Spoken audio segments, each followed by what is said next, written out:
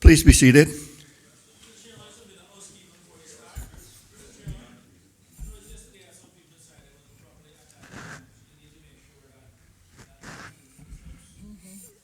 In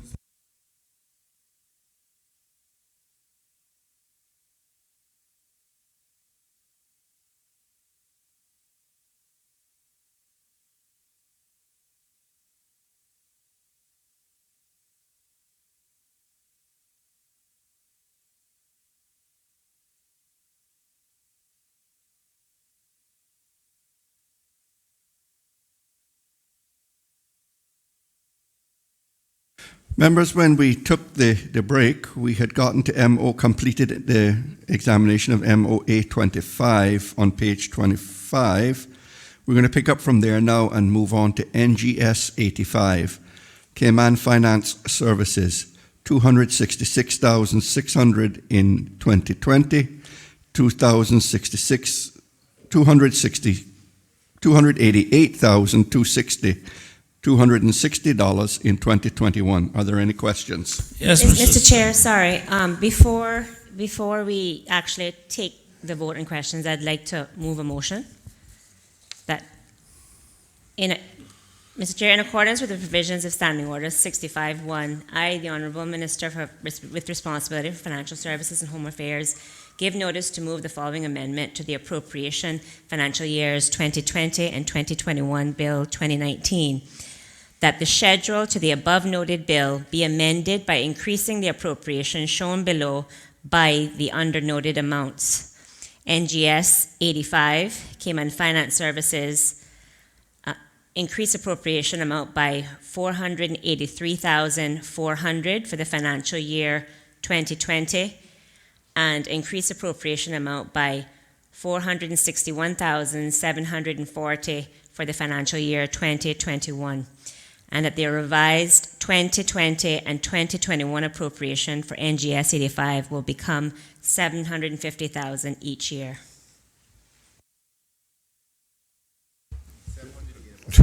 Mr. Chairman? Member for Northside. Yeah, can we have a breakdown of how this money is spent by Cayman Finance Services? Yes, Mr. Chair. Mr. Chair, and just for members'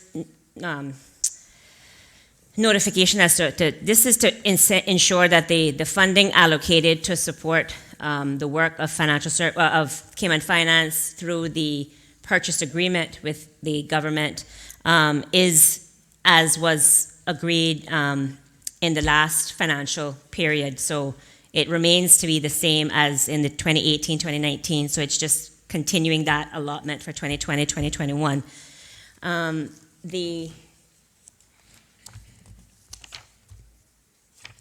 Mr. Chair, through you, would the member want us to go through, I guess, the information on the purchase, because the purchase agreement that you have in your package now doesn't reflect the full gamut in that it only reflects the kind of local activities portion, but it actually would essentially mirror what was in the 2018-2019, and that was what was submitted to the ministry as well. Would the member want me to explain or go through the purchase agreement as in what they would be doing and the activities and what the amounts allocated to each of those activities? Yes, Mr. Chairman, because I have that, but the public listening don't. Sure. Mr. Chair, I'll ask the Chief Officer to just kind of give an overview of the purchase agreement with respect to the support for Cayman Finance.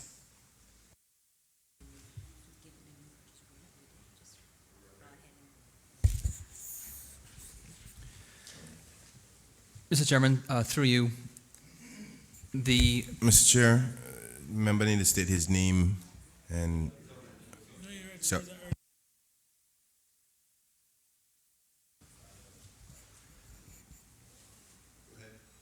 Mr. Chairman, so the purchase agreement is broken down into 4 outputs. The first one deals with international relations, and that is where we support industry when they engage internationally with counterparts in other jurisdictions, meetings to discuss issues of relevance to the industry. The second output deals with international marketing, and that's more of a marketing effort where it's both things like road shows where you're promoting the jurisdiction, as well as placing ads and other information content into international publications. The third output is on local public awareness, and that's where we work together to both support a program in the schools for school leavers to learn more about the financial services industry and take up internships with partnering firms, as well as local events and local awareness campaigns, most notably the platform that they have developed to deliver online training to industry members. And then new for this, the next 2 years is a membership fee, which has been put back in order to help support Cayman Finances in terms of overhead costs. Through you, Mr. Chairman, is anybody paid any salary from this money?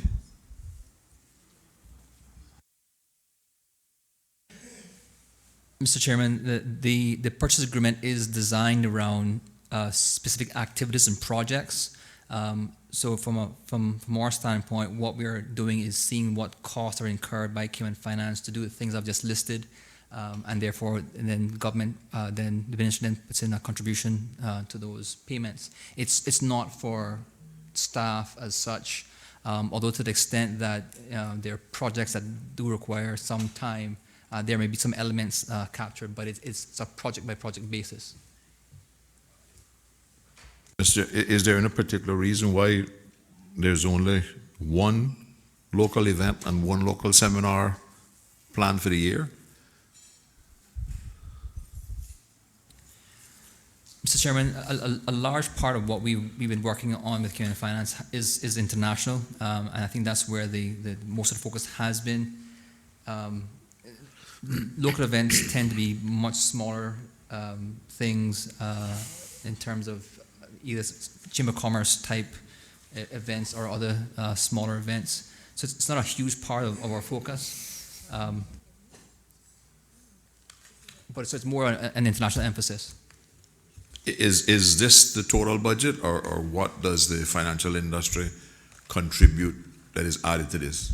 Is it matched dollar for dollar, or $10 for every government put in? Mr. Chairman, the agreement that was with Cayman Finance for 2018 and 19, where the amount first came from, was that the $750 would match roughly the US $900,000 from membership fees.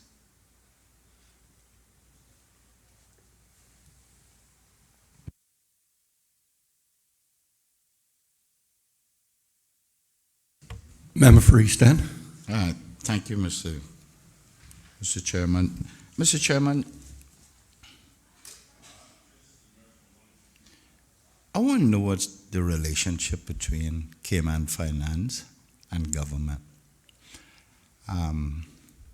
other than the description of what they're going to use the $750,000 for. By that I mean,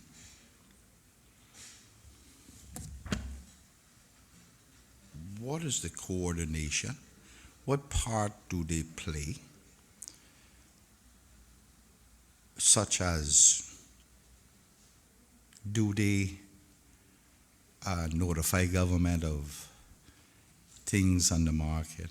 Do they notify government of response to the different initiatives by, the OECD, CFATF, whatnot and whatnot? Is that a reliance government have on them, or is it they react to those issues? Mr. Chair, as the member may know, I want to thank the member for the question. Cayman Finance represents an umbrella organization for across various financial services in industries or sectors, and they have a membership structure. So they represent the primarily, I mean, the views of the industry with respect to the various sectors that they're in, and they have members, but they are one of the, and I have to say many because we do at the ministry, we engage, as I was saying before, we engage with the financial services industry more broadly. So we have engagements with IMAC, with AMA, that's the Insurance Managers Association, AMA's Alternative Managers Association, and a number of other, the Compliance Association, but all of those associations themselves may have membership within Cayman Finance. So Cayman Finance is kind of sitting as an umbrella association to some degree with respect to its industry representatives. So they are an important part of our engagement, our local engagement strategy. So there's a bit of both in terms of intelligence about kind of industry trends, industry concerns, industry opportunities, from coming from the industry to the ministry to say here are ways that with potential so commercial legislation oftentimes comes from representations to the ministry as to how can we enhance our commercial offerings to be more competitive, etc.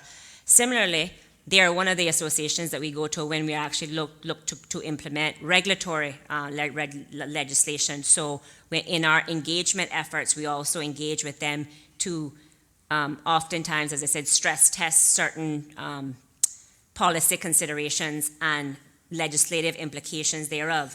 So it's very useful. It's a useful tool for consultation, but also it's also very useful for the ministry and the technical team to kind of hear and understand and appreciate what is happening kind of at the industry level as well. And with respect to these various initiatives, kind of going back to the earlier discussion about having and reaching as many audiences as possible, the most appropriate obviously would be for industry to engage with industry, and so we look to try to help support those efforts to make sure that the message that we want to deliver in terms of telling our story gets out as wide as possible. Mr. Chairman, I know that we tend to rely heavily on input from Chamber of Commerce for the business community and their membership. Is it that we are placing some reliance and confidentiality in their ability, financeability, Cayman Finance ability to do likewise and be proactive in their approach, and it's somewhat guides our ultimate decision on what is happening in the industry, thus translating on to legislation to address all of these initiatives that are coming at us like fire down the tube. Mr. Chair, through you, yes, as I indicated, I think, if I understand what the member is asking in that intervention just now, they are one of, but they're also an important one of, in that sense that they cut across multiple sectors within the industry because of the kind of umbrella nature of the association or the organization. We look to have whenever we're developing legislation, they often have kind of subcommittees that will feed in comments to the ministry and vice versa if we want to reach a wide number of industry players across different sectors, kind of working within the kind of structure that they have in their various kind of board membership, representing different segments of the industry.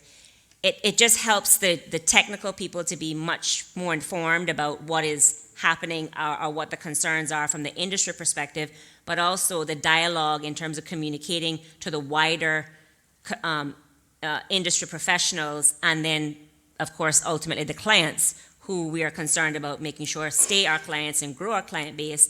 They obviously have that interface as the service providers, and it's good to have that consultation and dialogue with them kind of throughout the legislative process, both from a commercial perspective as well as regulatory. So we try as best as possible to create the environment that is the kind of purview of the ministry, to create the environment for financial services to thrive. Mr. Chairman,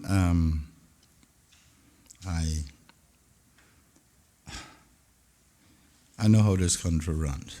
As soon as somebody don't like what the organization is doing, they go and create their own thing. Football, name it, basketball, legal practitioners, law, Badabadu, name it. We create different organizations. I like the minister's response and say that they are one of those that we consult. One of. Yet, do they not represent the cross-section of all of the financial services industry that we have here?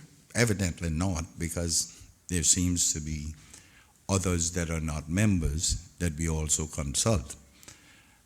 Likewise, when we talk about law, I see a bill coming next week or something about you are deemed to be the in the Legal Services Association if you are a lawyer.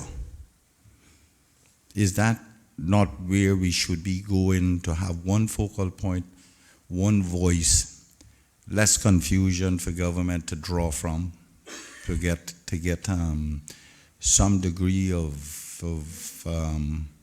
legitimacy on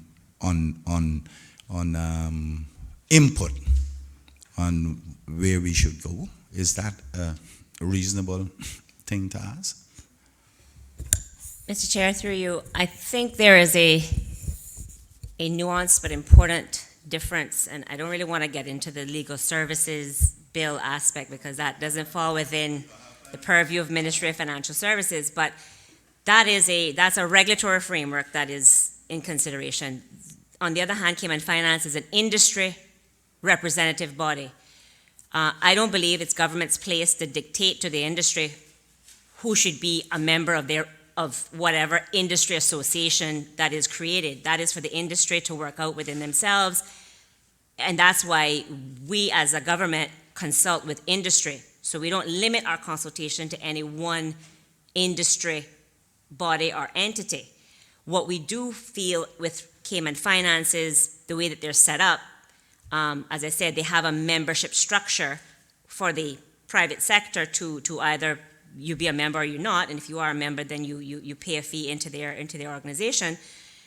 But they have a pretty wide cross-section, as you've said. So in many respects, it does help with the efficiency, but we still have a duty to consult industry more broadly.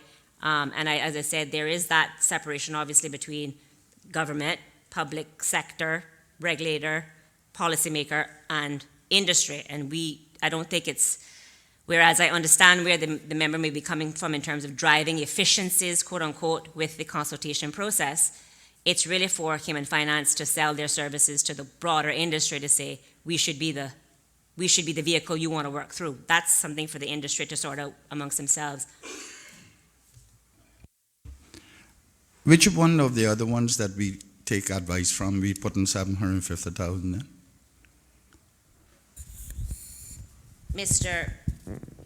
Mr. Chair, through you, it's because of the additional services in which we are working collaboratively with Cayman Finance, why we're putting money in. We don't have that same type of expectation, as I should say, with some of the other organizations in terms of engaging and promoting.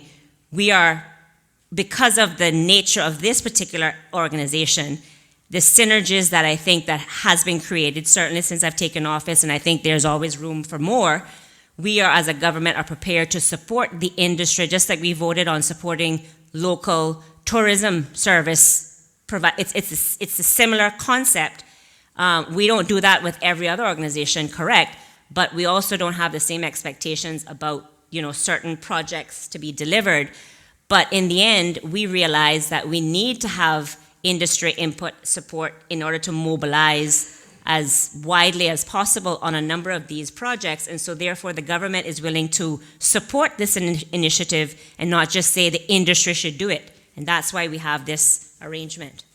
Well, Mr. Chairman, what it says to me is that we have decided to trust this organization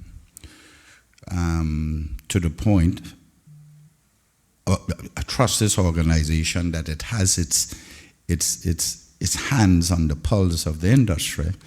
Thus, we are contributing half of its operational costs in order to get advice from them. And the way I look at it is, certainly, if they're representing industry and they give me bad advice, then it affects their bottom line too. And you don't think they're going to give me bad advice as a politician to destroy me and not destroying themselves. So, and I say all this because a little bit of history, one of the things that when this started, I advocated it. The doctor may remember that I wanted to expand that to the point where they would be the forerunners, they would be John the Baptist, and then ministers come in behind them. You remember that. And I believe that the time that what we should have been doing was a joint enterprise, private, quote unquote, where they would go out and take the licks and they would take on all and sundry as a NGO. Remember that? And I thought that they should be fully equipped with joint management, fully equipped with drafters and the likes of laws and stuff, which ministers, then the minister responsible, would receive and review prior to engaging in any overseas stuff, which would be industry being a part of promoting this country. And when the Prime Minister, the election was on, and the candidates were saying that they were going to take care of Cayman before, as if they were elected, it would be them we would send there and remind them of how many people we are keeping alive in England because of our special vehicle registration here. And I still believe in that. I still believe that that is one of the focal points, but we can't have it in a manner that is ad hoc, where there are some people in the industry that we take advice from on a personal basis. They all need to come together. And I understand that this country, even in politics, he who don't like what an organization in the politics say, they go out and try catch their own little piece of the pie. And so we need to consider that, but we also need to consider that this is about a bigger issue. It's about maintaining one of the pillars of our economy. That's the most important thing. And whatever that takes for us to do half of that, wherein it might be that the Dr. Basdeo is the deputy or the joint chair of that, representing government, then that's what we need to do. If it takes $5 million, let's do it. But they got to put in the same amount. They have to put in the same amount because there's more of them than there is of us, and more financially able as well. So, And that has always been my position, and it will remain my position, in order that we have one place and we all on the same track. Thank you, Mr. Chair. Just to say that, and it is reflected in the what would be the amended purchase agreement that has been sent to the ministry to reflect kind of the position that is being put forward. The ministry, through the auspices of Dr. Basdeo, the chief officer, I should say, sits on the board so there is that kind of, so. I am very aware that the doctor sits there, but I'm talking about as a joint chairman. Advance the whole thing into that realm where we are using that as an NGO to do what we have to do and to assist with defending this country and its industry. And someone from government being a joint, I don't necessarily mean him, I'm talking about someone, and we have joint chairmanship, and we agree on things like I said, drafters, commercial law and that kind of stuff. And then it goes to the AG for scrutiny and that kind of stuff. But I also saw where every morning the minister responsible for financial services should come in and find on his or her desk an update of what happened last night, which was today in Malta or in Europe or wherever that may be, and comes directly from them. And that's what I would like to see in this country. Maybe that's too far-fetched. Maybe I'm too overly ambitious. Member from Bodden Town West. Thank you, Mr. Chairman.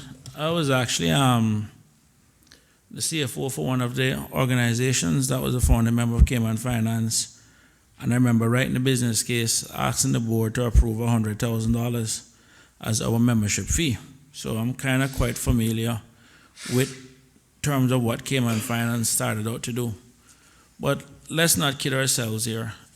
This is a small bit of money in terms of what it is that needs to be done. I mean, we had, if memory serves me right, we think we're looking at Jersey Finance when they had started because they had something similar. And what we need to start doing seriously is looking at raising money from both government and industry in terms of getting the lobbyists that we need. I mean, to put things in perspective, Bermuda at the time, I think when we looked at it, was spending $30 million a year on lobbyists. I mean, and if you look at the size of their industry, I mean, they spent money to defend what it is. I know the member from West Bay West, when he was Minister for Finance, I think it was, what's the name of the Washington law firm that you had? Sid Austin. You know, so this is the nuances, but what has happened now, and I think where we need to recognize, is that when you look at organizations like Oxfam, where the narrative are moved from dealing with the institution and the government level to the NGO level, I think, and this is the point that where I need to get to, is, or where we need, as a country, we need to get to is, where do we do our guerrilla marketing? Where do we move from out of the boardroom where all of this nice stuff goes and engage the voters in those countries directly? And I think ultimately, if it is not Cayman Finance, it has to be some organization that can make those videos that tell our story. And this goes back to the point we're making this morning. But we need someone who takes off, roll up their sleeves, and go and pound the pavement and pound the voters in those countries. And I think, no, and it cannot be the political directorate, because it's hard to sit back and criticize the very people that you're sitting in a room negotiating with. But we do need that organization. And the question that I have for the minister is, where is that organization that is going to go up, roll up their sleeves, and go win the hearts and minds of the voters in those countries who have been misled by the failed politicians in those countries? And I mean, I think that, and that's where I need to find out. So if it is not Cayman Finance, is there someone that we're engaging to make sure that the Cayman message get told in a way it needs to be told? Because let's be honest, this is about money. no one is going to roll over and allow the Cayman Islands to prosper like this without it coming from someone else's prosperity, and they're going to want to take it back. This is the world we're living in. So we need to look at our tactics, and again, it can't be the minister. It has got to be someone else, and the government shouldn't be the organization doing it, but rather other NGOs should be doing it, and we find our way to work with them. Mr. Chair, through you, I mean, I think we are really singing in one accord here in terms of what and how we would like to see it evolve to the point where industry is out there in a more proactive fashion, telling our story. We've shaped our story because we've adopted, every regulatory requirement, and we still continue to do so as those requirements change. This is I guess it's a tangible way for the government to demonstrate to the members from the Leader of Opposition's point. We prior to taking office, in this administration, this level of support wasn't available to this umbrella industry organization. We have matched now the contribution to say that we are partners in this journey.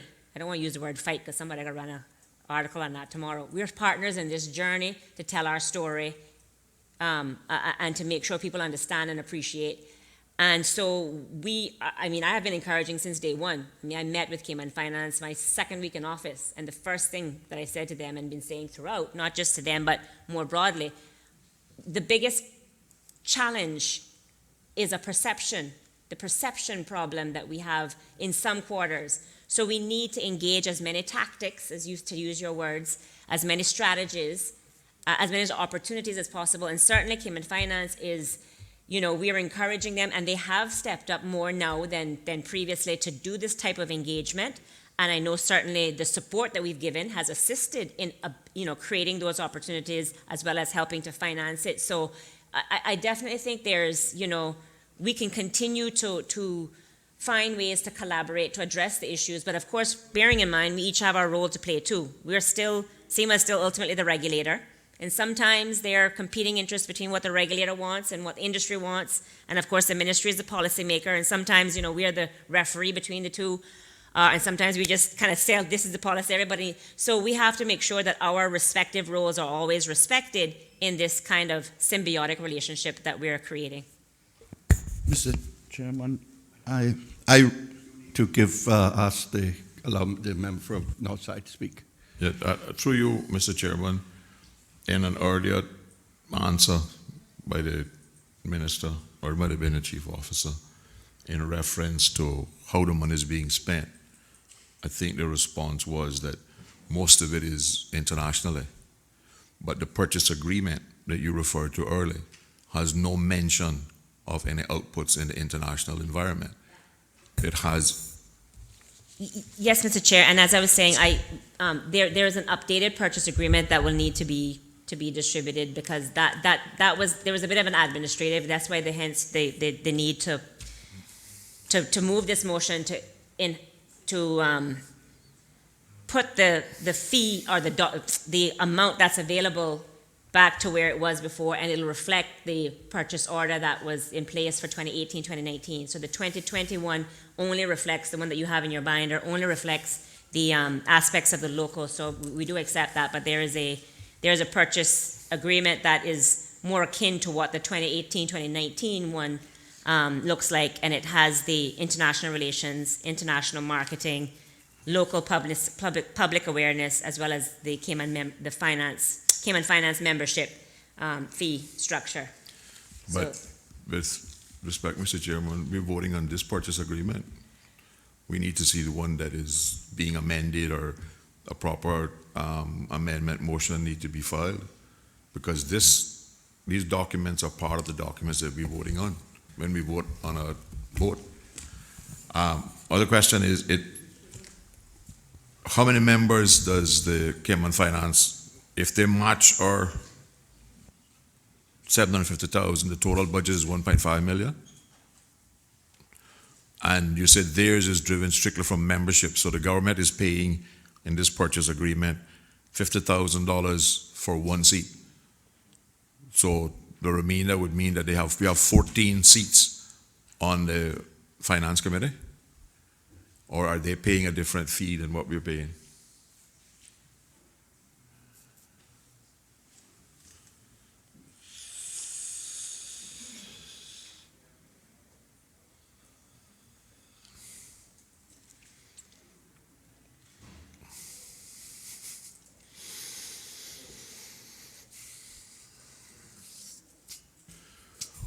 While they are discussing that and consulting, just let everybody know that we're getting a revised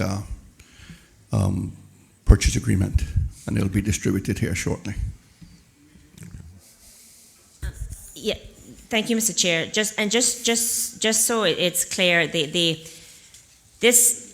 contribution as a board member is the new membership fee, and I know I appreciate the members don't have it in front of you, so it's difficult to kind of follow along, but I'll talk you through what you will be receiving once the FS distributes the agreement.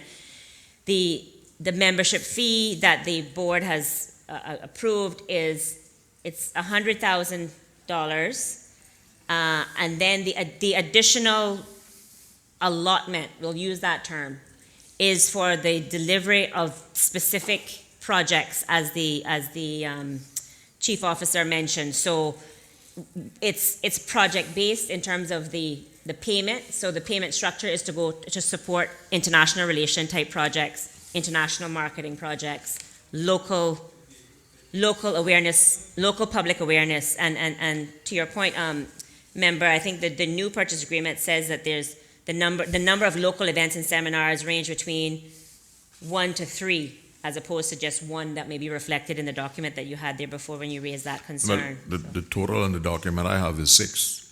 If we assume a higher level of 3, and then there are 3 other items of 1 each. Yes. So, I have, yeah. okay. I have It- 3, 4, 5. I've got. One of the things that is talked about here, which under quality, strangely rather than quantity, says that work experience for a minimum of 50 students. Yes, this, Mr. Chair, is to do with what is branded as the Cayman Finance student education and work experience. It's a partnership between, and it started during the last administration. Is a partnership between the Ministry of Education, Ministry of Financial Services, and Cayman Finance to support a program within and now it's extended to all high schools. It started off as a pilot project in 2015 for just the public high schools. Now we have all high school students, I think it's year 12 or the equivalent of year 12 across the various schools. And includes UCCI's dual enrollment program students as well. So that is in reference to that particular program that is running very successfully now for a number of years. And it's to ensure that they actually have work placements, and these are paid work placements during the summer month as well. And is there a quota system for high school? My interest is to make sure that Clifton Hunter gets opportunity, because they have a tendency to forget about them because they're Frankstown and not Georgetown. No, Mr. Chair, Clifton I Hunter been there from the very beginning, and they continue to be. I haven't seen them at the last career thing that I went to. I didn't see nobody there from Cayman. Oh, no, they have a separate, Mr. Chair, through you, they have a separate, they run the program, I think, when we harken back to my previous ministry, they work through either the career guidance counselors at the schools and then they have like an open kind of registration period. But all of that is promoted, I think, through the individual schools, and then students that are interested would submit their application, and then I'm not sure if they actually go to any of the fairs per se, but we certainly have had people from all, now it's extended to both public and private schools, but it is for Caymanian children. And the stipend for that employment comes from this vote, or there's a separate vote for that?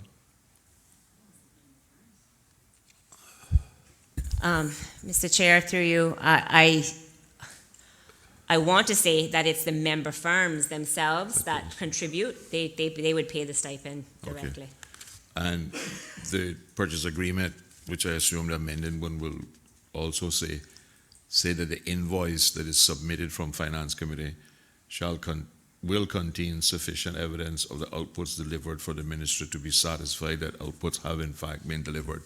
And that has been happening, and the ministry is satisfied that on a quarterly basis, and I could get copies of those, well, I don't know, it would be interesting to see, because one of the problems, Mr. Chairman, as you know, when it comes to me in a different role as chairman of the Public Accounts Committee, when it comes to evaluating value for money and performance, it's very difficult to evaluate outputs, right? It's a lot easier to evaluate outcomes, but I've been trying for 10 years to get outputs in the public management finance law change to outcomes quite unsuccessfully. How do you measure that they meet this in terms of the output? Is it okay to say, well, we had a seminar at John Gray High School for this quarter, and that takes care of those seminars for the year because there's only one that is required under the purchase agreement? What's the evaluation criteria that is applied in order to be certain that the government is getting what the purchase agreement asks for? Thank you, Mr. Chair, and I do want to thank the member for that question. I certainly, as I always say to my chief officer, we, as a government, we are tasked to ensure that we find budget to support the various kind of activities, policies, programs that we want to support.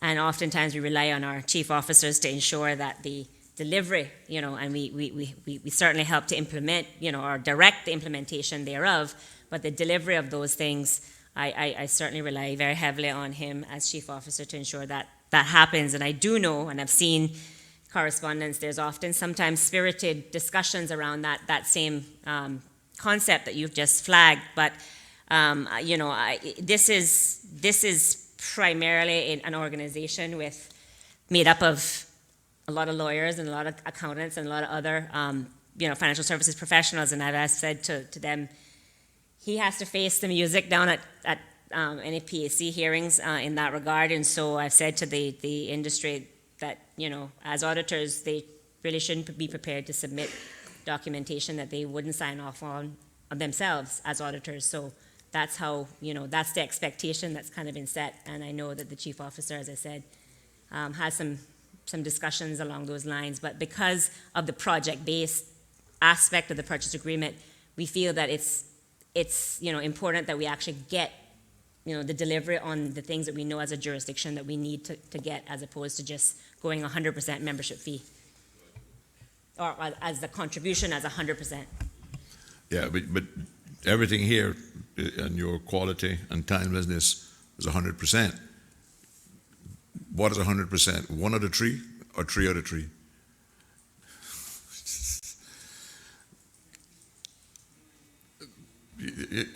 I'm just trying to point out how difficult it is, right? Because when you say it's 100%, but the quantity that we're looking for is 1 to 3, right? Does it mean that one is 33% and two is 66%? So, Mr. Chair, to help the member as well too. So the payments aren't made. The payments they're made based on the submission of the invoices. So it's not an upfront type of payment and then you show what you've done. It's the kind of showing the performance is. But again, I'll if I get any more specific, I'll turn it over to my technical support in that regard. Certainly, if you gave them an advance based on an invoice that said we were going to do A, B, C, D, they would have to do A, B, C, D before they can come back and get another invoice. Is there a monitoring that A, B, C, and D was completed? Mr. Chairman, in terms of nearly every single activity done through Cayman Finance, there are discussions at the board level in terms of plans that are coming up, what's to be done. And there's also discussions around, has it been worthwhile, has it been effective, what can be done better, and if an event or a publication or an activity has not achieved the desired results, there are decisions taken not to pursue them. So there has been and always has been a very active discussion, almost on a monthly basis, and so all the activities that's been done through Cayman Finance. Minister there certainly has a input and discussion with them in execution of these activities, and they aren't paid for until after the event has been or the activity has been done. At which point in time, Minister does very much scrutinize the invoices, the contracts, all the spending that had went into the thing that was the activity that was being done.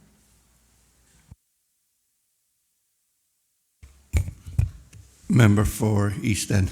Mr. Chairman, I heard the minister earlier said, going back to where I was, about naming off some of the different disciplines, sections of the industry that is represented on Finance Committee.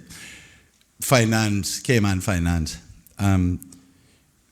But earlier she said that they are one of the entities that are consulted on industry norms and whatnot. But which one is not represented then if all those disciplines that were named out, those are all those in the industry? Mr. Chair, through you, as far as I understand, and I do ask the Chief Officer to correct the record if I don't have this particular aspect of the membership structure correct. The Cayman Finance has umbrella organization, well, so not umbrella. Cayman Finance has organizations that are members as well as individual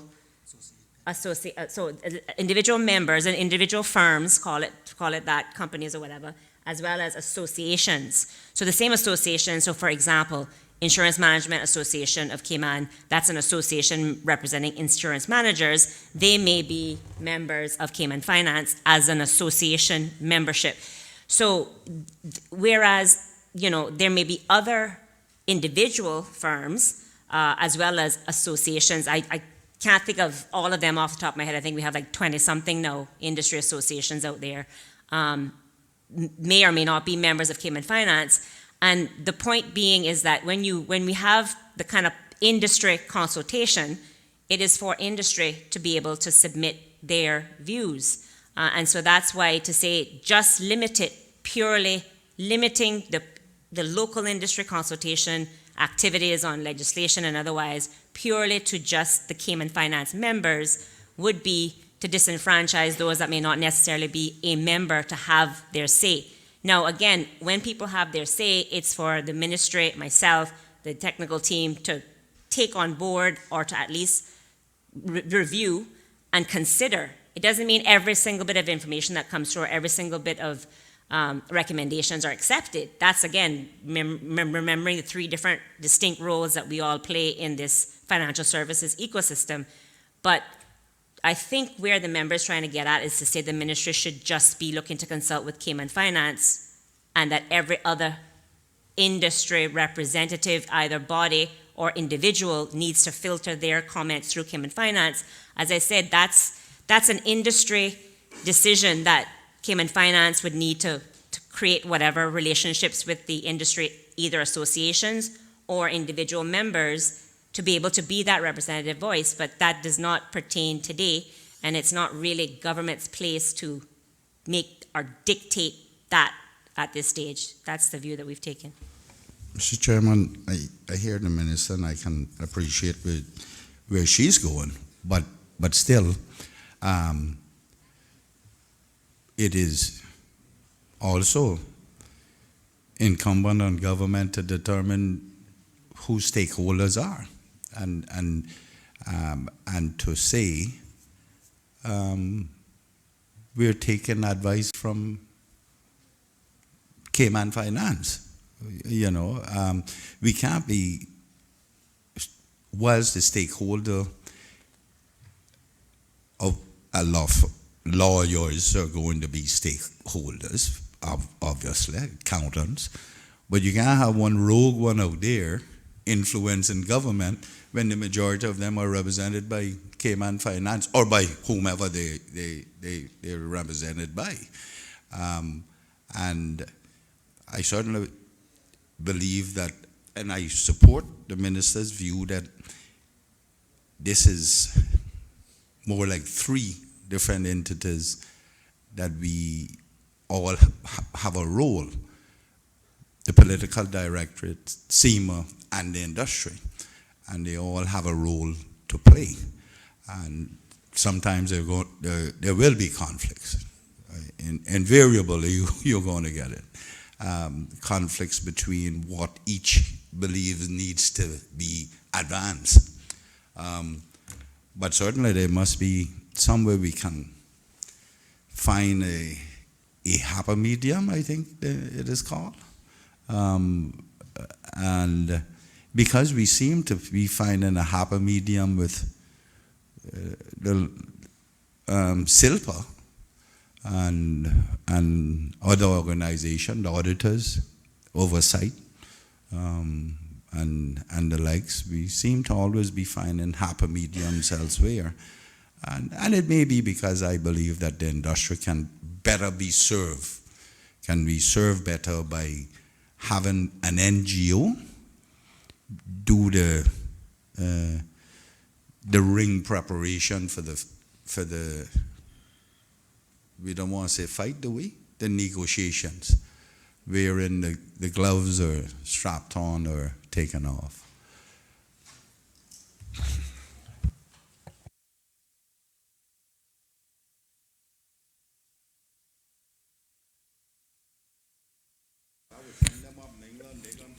Going to ask the financial secretary now if he would distribute the purchase agreement to members, the revised purchase agreement, and then we're going to take the vote on these items.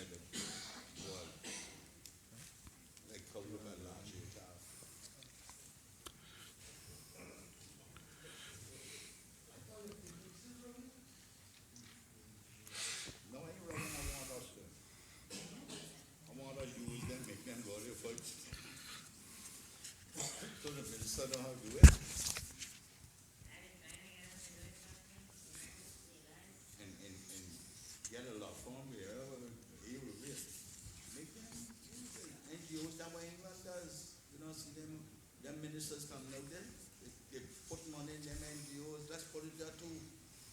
And make them fight, and make the blood, make them go draw blood, not me. We go clean the blood up and say we sorry. And then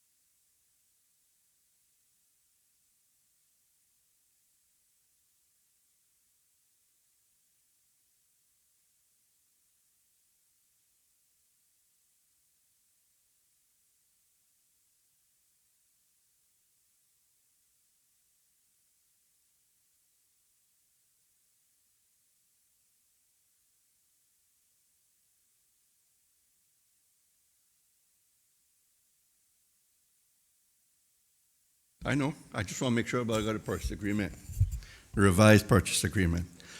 So the question is that the schedule to the appropriation financial years 2020 and 2021 Bill 2019 be amended by increasing the appropriation shown to NGS 55, Cayman Finance Services, NGS 85, increasing the Cayman Finance Services by increasing the amount in the year 2020 by $483,400 and by $461,740 in the year 2021. Such that the revised 2020 and 2021 appropriation for NGS 85 will become $750,000 in each year. All those in favor, please say aye. Aye. All those against, no. The ayes have it. Now, the question is that NGS 55, Cayman Finance Services, NGS 85, Cayman Finance Services, as amended, for $750,000 in 2020 and $750,000 in 2021 stand part of the schedule to the bill. All those in favor, please say aye. Aye. All those against, no. The ayes have it.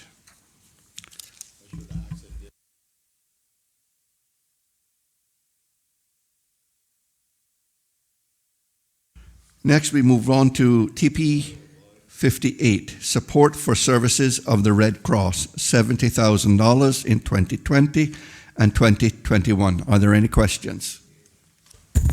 Mr. Chairman, I just want to ask, what is it that they have stored in those containers throughout the districts, in particular the one in East End? What is it they have stored in that?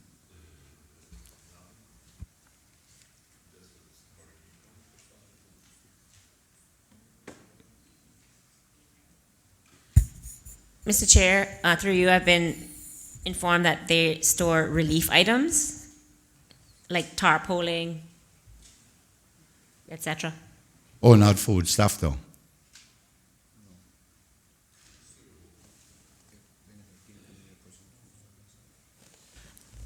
I've been advised that they do contain small amount of non-perishables.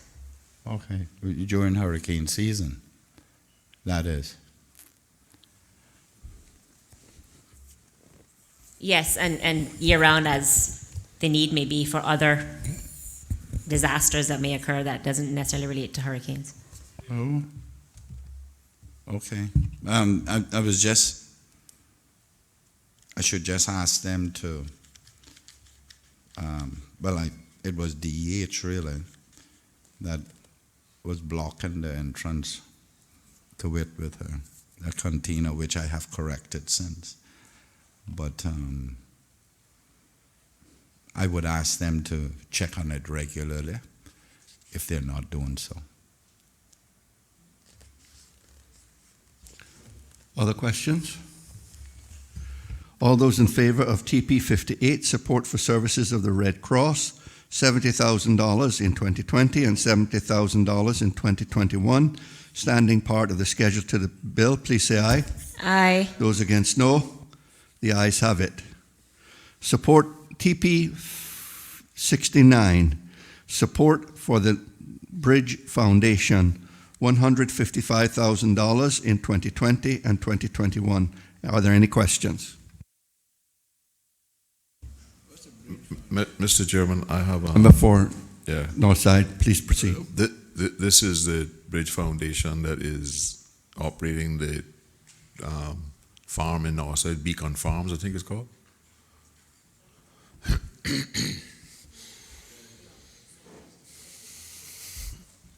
Mr. Chair, through you, yes, they're two separate entities though, but it's they operate.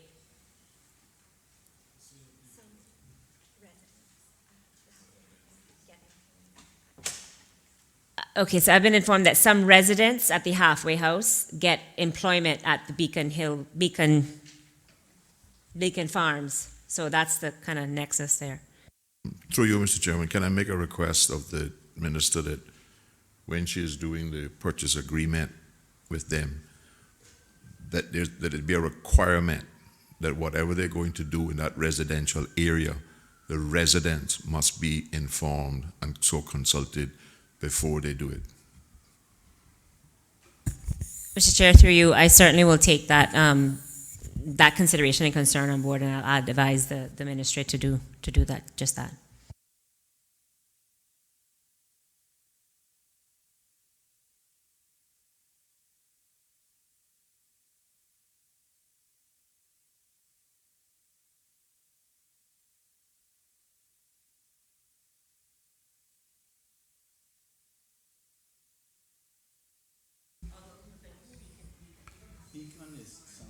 So, yeah, Mr. Chair, just so it's clear, this is to the foundation itself, so the halfway house. The beacon is this, although they may hire the residents of the foundation, the beacon farm is a separate entity that this vote Mr. doesn't Chair, apply to. if I may, I was invited by a friend of mine who actually runs Beacon Foundation to discuss this matter a few weeks ago. Basically, it appears like Beacon Foundation owns the property in Northside, and they are engaging some of the people at Bridge Foundation to work there and to assist with their rehabilitation, so to speak. To tell you the truth, I was supposed to go and visit it so that we could see what they were doing, but it's not Bridge. They are, as I understand it,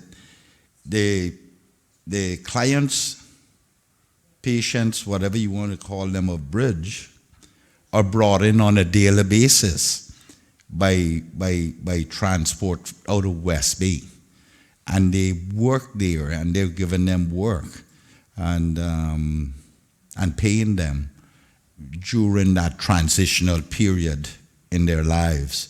That is what my understanding is. I haven't been there to review it, which I hope to do soon, and to look at it, but the bridge is not using up there as a halfway house. It is, they're only working during the normal work day. That's my understanding of it.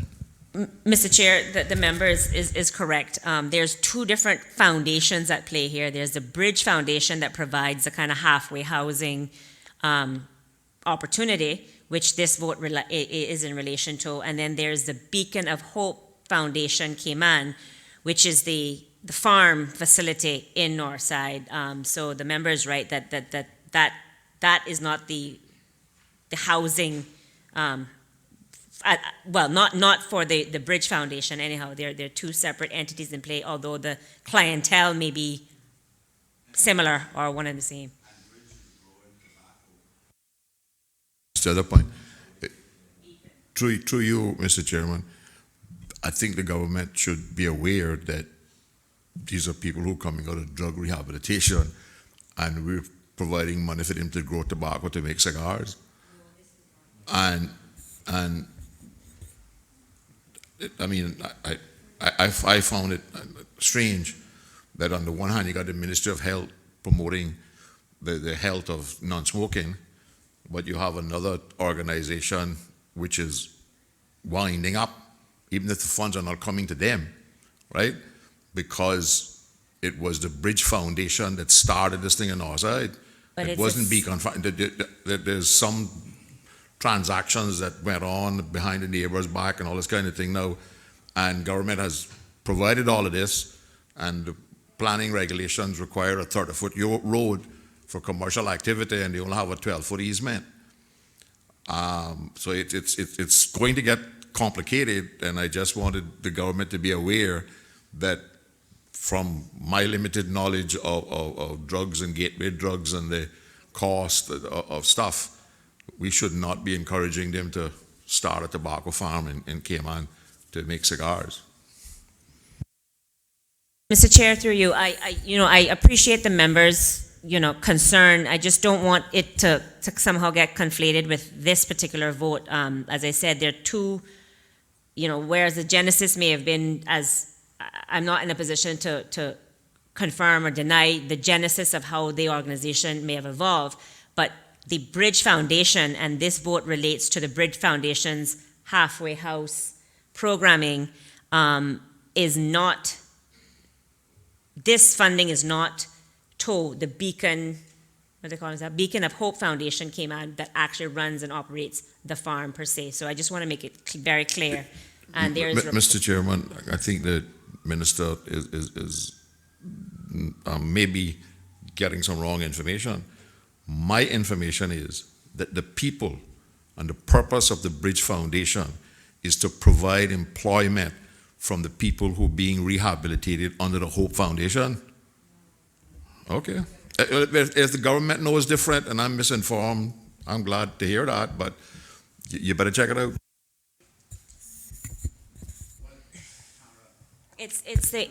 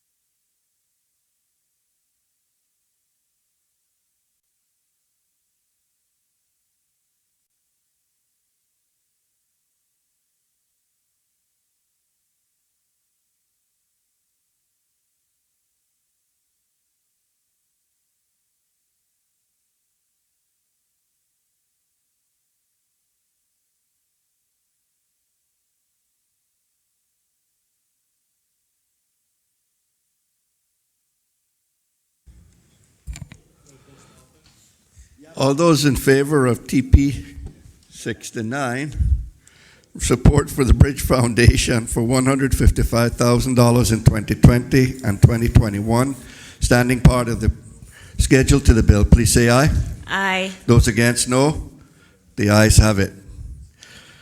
TP 85, support for local financial services associations, $110,000 in 2020 and 2021. Are there any questions? Yes, Mr. Chairman. Member for Bodden Town West. Through you to the Honorable Minister, those local financial associations, can you just quickly tell us who they are? Thanks.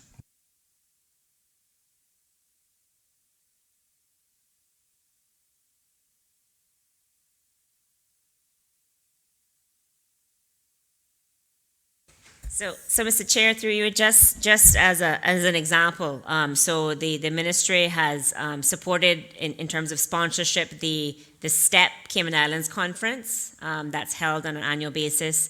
There's also some training provided or conference, the SIDEC 2018 and 2019. That is through Focus Training Solutions. And then there is also there was a sponsorship of a proliferation financing seminar that took place earlier this year by FTS, and and also so that's an example of the kind of support through sponsorships and participation of the like. Mr. Chairman, I don't want this to be viewed as tongue-in-cheek. Mr. Chairman, every ministry has some way of awarding scholarships to young Caymanians. Tourism gives scholarship for the industry, to try to promote the industry. The works gives scholarships to promote that industry. The health gives scholarship to promote that industry. Education, well, we know that's a given. The premier, I believe, gives the scholarships to whatever. I don't see any coming from this ministry. Is there to promote the financial industry, to encourage young Caymanians to go into it? I know there are plenty scholarships out there by organizations and by the education department in that field, but there must be somewhere we can do a little feel-good thing to make our people know that there there are opportunities in the financial industry, and we're encouraging you to go into it. Thank you, Mr. Chair. I want to thank the member for that question. Certainly, as I was explaining before, one of the ways that the ministry does do just that in terms of raising the level of awareness of the opportunities that are available, and obviously the financial contribution to that would be through the umbrella of the Cayman Finance Student Work Experience and Education Program.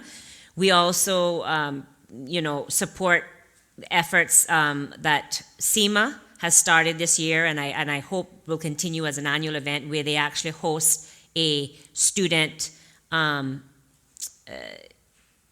event, seminar that leads, to a reception or whatever. Where we had a where was it held again? Marriott. There Marriott this year, and the room was packed with students to again give them the exposure from the regulator side. We work obviously very closely with the Ministry of Education. As you've said, there is a very healthy scholarship budget that the government has allocated to promote tertiary education in this area. Many of the students are on, in kind of financial services related industries, bearing in mind that it's not just limited to accountants and lawyers, as I, alluded to earlier. There's certainly marketing, there's HR, there's a number of, and a breadth, IT, even graphic creative arts within their kind of marketing department. There's a breadth and scope of opportunities available within the financial services, and through working with various partners, I've just named a few, that's how we would support the development of the industry in that way. Mr. Chairman, I appreciate that, but I just talking about a feel good, top of the ladder promotion of that pillar of the economy. I hear the Minister for Tourism out there jumping all over how many scholarship he gives out each year, and the Minister for Health is talking about the continuing education and health. I guess that makes it should make them feel good, but most importantly, it should make the young Caymanians feel, oh, I can go to the ministry, and I want to see us at least 2-3 scholarships per year. Feel good. Member for Borden Town West. Mr. Chairman, through you, I actually want to expand on what the Honorable Leader of the Opposition was actually saying, but not from a feel-good standpoint. And one of the things I've noticed within the financial industry is that the scholarship itself has an age limit. And for a lot of older, mature people within the financial services industry who are at the mercy of their employers in terms of a further education and can't afford it, I think it's something worth looking at from the minister's standpoint, in the sense of putting together, I guess, a war chest or a feel-good chest where there are opportunities for all. Because I know one situation right now, lady at 42 is trying to get our STEP qualifications done, but there's literally going around and begging for funding. And I think there needs to be some mechanism in place, whether it's money that's allocated and it flows through Cayman Finance or some other organization, but at least at a minimum have something available for people who want to do lifelong learning, which we're looking to promote. But it's not just about the young people itself, but we do have older, more mature people at 40 who still has a lot more years of utility left, and I think it's something worth investing in, at least setting aside the money to do something like that for people who also probably would want to change industries in the later part of life. In case someone want to move from even the tourism industry to the financial services industry, we should at least have some money set aside where we can encourage them to do that. So I'd really ask the minister through you, sir, to even consider looking at something like that. Thank you, Mr. Chair, through you, and want to thank both members for your contribution in that regard. I mean, I absolutely concur with the need to make provision to the member from Bordentown West, provision for the older student, so to speak, the student that's either don't have the luxury time or the inclination to pick up and go overseas to school because of other commitments, or maybe focus on a specific qualification per se, as opposed to a full-on degree, either after having received or otherwise. And certainly I know, as, again, harkening back to the last administration, I was actually very instrumental in making and amending the kind of policy criteria to access the education scholarship remit to include consideration of those cases as well, to ensure that we do provide that ability. I certainly will take on board the feedback received here today and continue to have those discussions with the team. All those in favor of TP 85, support to local financial services associations, $110,000 in 2020 and $110,000 in 2021, standing part of the schedule to the bill, please say aye. Aye. Those against, no. The ayes have it. Am I being too brave in saying, can I take the next three votes as one?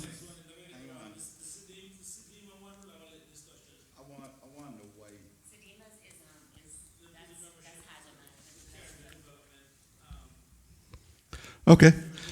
I'll go ahead and take OE 94.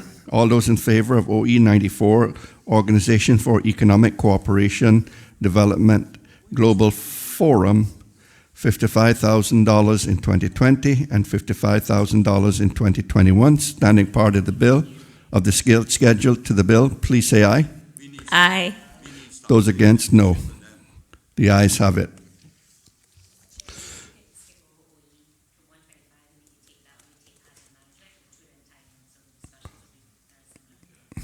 Which one is hazard management? Okay.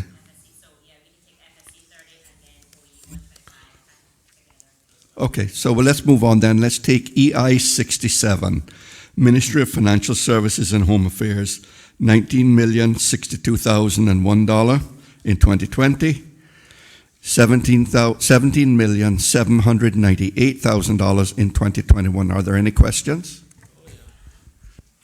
For Boddentown West. Oh, Mr. Deputy, you're not that lucky.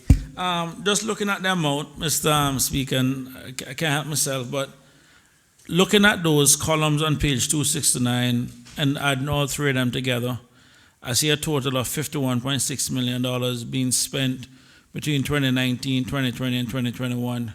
And I see the description in terms of prison upgrades, public safety, infrastructure, IT infrastructure, and hazard management projects. Now, I remember local newspapers saying 20 million for prison. I remember reading that, but I'm trying to understand over this 3-year period for $51.6 million exactly what is the big picture, what is it that we're looking to achieve, because this is a significant amount of money.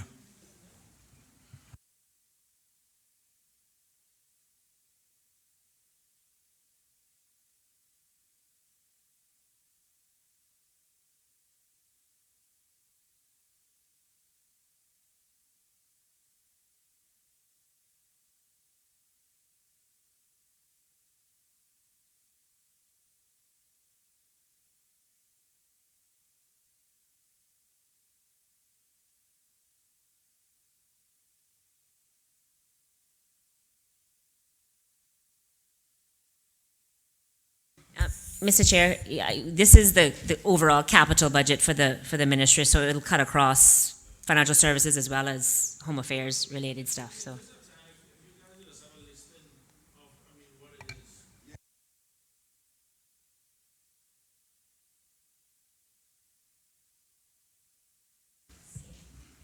All we need to do is I think that Mr. Chair, it's not an issue that the chief officer can provide a listing. That's not a problem. It's just that we haven't actually went into any detail with.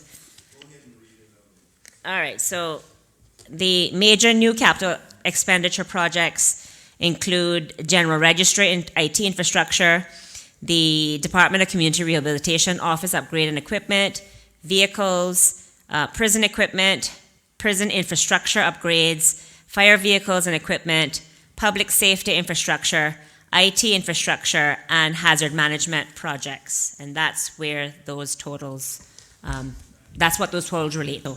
Sorry, Mr. Chair, I think we wanted that listing including the amounts, the individual amounts. Okay, so this is the So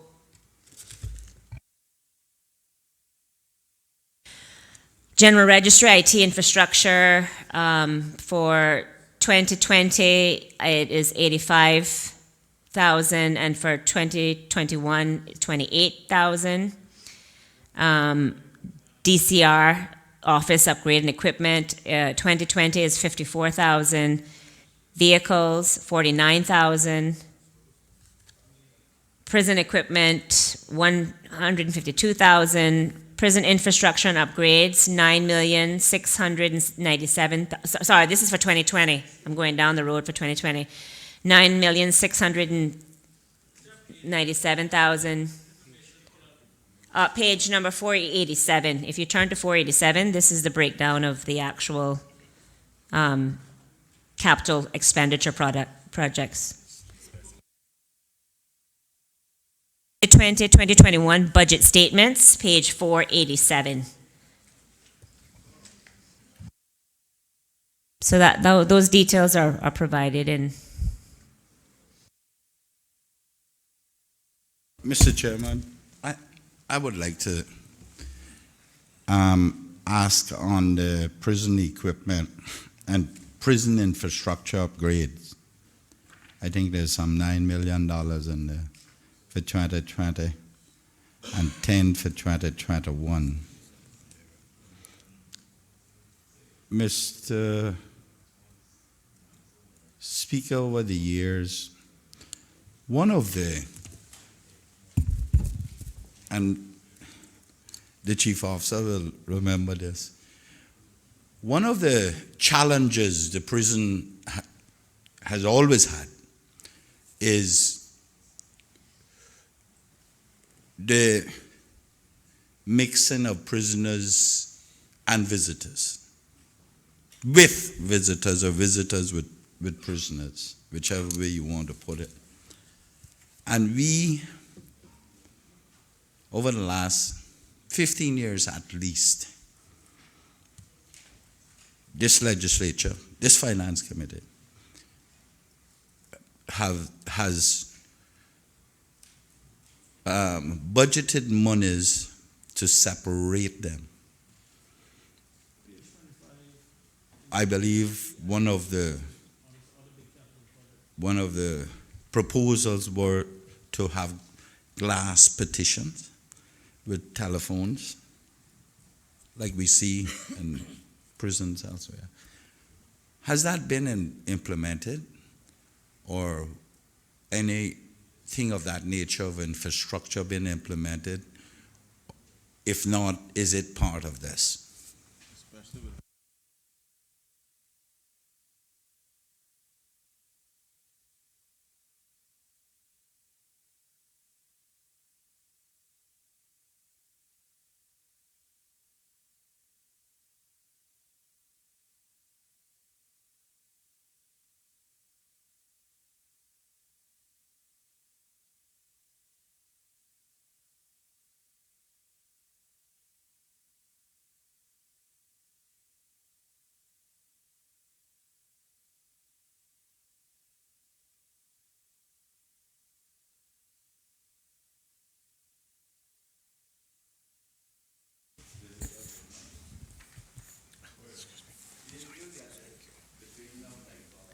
Mr. Chairman, through you, the way it works is there's two areas involved. One is a more open area that encourages family contact, and then there's a separate area that is separated by glass for closed visits. That one tends not to be used. It's more the open visiting area that's being used. Mr. Chairman, one of the reasons many years ago that we talked about the need to have the separation was the introduction of drugs into the prison. I recall a director of prison coming here with an objective of reducing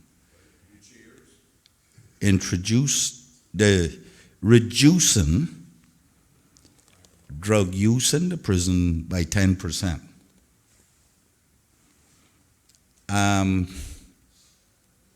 We supported the introduction of separation of those, plus the searching of wardens upon arrival for work. I don't know if those things are currently happening, because at the time, and I still subscribe to the fact that I don't understand how drugs get in prison. Because we then went ahead and did cameras for the sterile area. Mr. Miller, you remember that word, sterile area? Between the two fences, where we would know exactly who was throwing it over the fence. And the other thing was we wanted to do nets. I think they're called, that they come from the fence and go up to capture anything that is attempted to be thrown over. I don't know if all those things have been introduced. They haven't been introduced.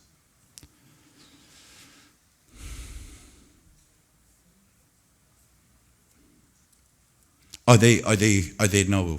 If they're not, Mr. Doc, if they're not, is this part of this infrastructure upgrade now? Mr. Chairman, the spending from this year's budget did introduce some equipment for like metal detectors. What we're doing is what's going to be in place is more screening, both of not just inmates but also the prison officers. So to make sure there is a very controlled flow of people who go into the prison. So those are measures are going to be in place, and that'll help control illicit items getting into the prison.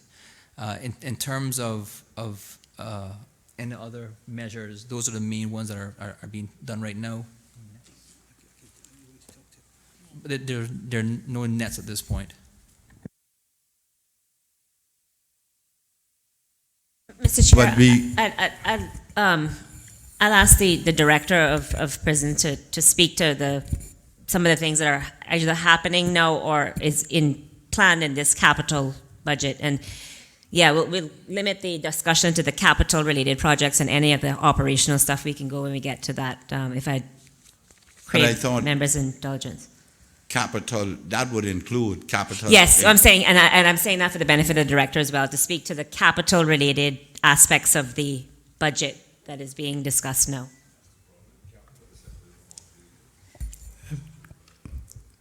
Can you state your name and your position, sir, for the record? Yeah, good Thank you. afternoon. My name is Steve Barrett. I'm the Director of Prisons.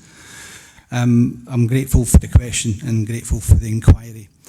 One of the issues for the prison service has been kind of long-standing weaknesses in a number of dynamic and static security measures that should be in place within prisons, and I think that's been well documented. There is not a one paintbrush solution to this. A number of dynamic and static arrangements need to be implemented in order to address many of the issues that present us with kind of threats to our security and safety within the prison service. So, as well as enhancing, if I can go back to the previous capital budget, money was set aside to purchase baggage X-ray machines and walk-through metal detectors, much like what you experience when you go airside at the airports. The problem with that, the solution in buying that was entirely appropriate. The difficulty was not having an appropriate place at which to deploy that equipment, because in its current infrastructure, that equipment would need to be deployed in an area where we can also have vehicular traffic coming into the prison as well, and lots of other kind of exposed metal within that area that makes configuration of those machines a bit difficult. So what we're trying to do or what we're going to do to enhance the front of house security arrangements for everybody, be it a member of staff, be it a visitor, be it any dignitaries, everybody, is that we're about to start construction on a new front of house facility. Within that front of house facility, we will be fully deploying the walk-through metal detection equipment, the bagged X-ray equipment, but also providing some comfort, better comfort arrangements for visitors who come in, such like visitors' waiting area and refreshment facilities, just to make the customer experience of coming to prison that bit more pleasant. In addition to that, there is a number of other kind of purchases and procurement exercises that have taken place. So we're about to sign contract, and I'm assuming that everything goes well on the 3rd of December at PPC, to award for the complete replacement of the CCTV system within the prison. We have also, we're moving from an analogue system to a digital system. There was previously money set aside to replace the CCTV system. However, it wasn't possible to introduce those, to buy cameras and install digital cameras on the old copper wiring system, so that it was the infrastructure to support a digital system had to be implemented, and that hadn't been considered. So I spent that money that was intended for cameras in last year's budget on putting the infrastructure in place for that. So we've now got fibre optic cabling within the prison upon which we can hang the digital CCTV system on. We've also purchased body-worn cameras for the staff to wear as well, and currently we're just about to conclude the training for that and make sure that we've got the appropriate data protection arrangements in place to deploy the body-worn cameras within prison as well. We've also made some procedural changes in terms of increasing the number of external and internal patrols that we do with our staff, and significantly increased the amount of information sharing that we do in terms of intelligence with Customs and Borders Control, with police, and we have done a few kind of joint operations now in response to intelligence that we've gathered to try and disrupt, deter, detect those who would be minded to kind of traffic and convey illicit items into the prison. And then also in this budget we're increasing our staffing requirement as well. And some of that additional staff will be around supporting our rehabilitation activities, but also about making sure that the new arrangements at the front of the house for security can be properly staffed. So there's a number of things happening. Mr. Chairman, I'm thankful to the director for explaining all those monies that we have budgeted for all of these different, may I say, different mechanisms to be put in place. Because I recall budgeting for cameras and also budgeting for that, pardon me, that net. Why hasn't that been put in? Through you, Mr. Chairman. I have no idea of any netting that's been previously proposed. That's not been made aware to me. What I can say is that we looked at such a solution in one of the prisons where I was stationed in the UK, and it caused secondary problems. Because on the one hand, yes, it did it would prevent the people intended to receive drugs and phones in particular thrown over the fence. Whilst it would catch that, it was also causing some environmental issues in terms of birds and other wildlife that was getting caught in the nets as well. And I'm not suggesting for a minute that that would be the same here, but that was one of the issues that we encountered in one of my previous jurisdictions.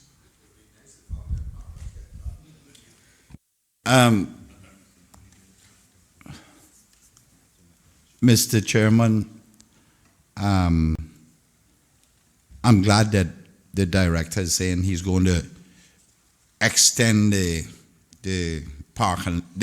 building into the parking lot to get away from all that metal, which would cause all the disturbances on those machines. Because not only today have we been talking about putting the staff parking around the back and utilizing the entire parking, with the exception of those for visitors into the place. The staff still parks in the front. And there's no real reason why the staff should have to be parking in the front when we had something like 30 acres, 20 acres of land available there, plus an additional piece that adds on to it, where we were going to put NRA compound. There is absolutely no reason.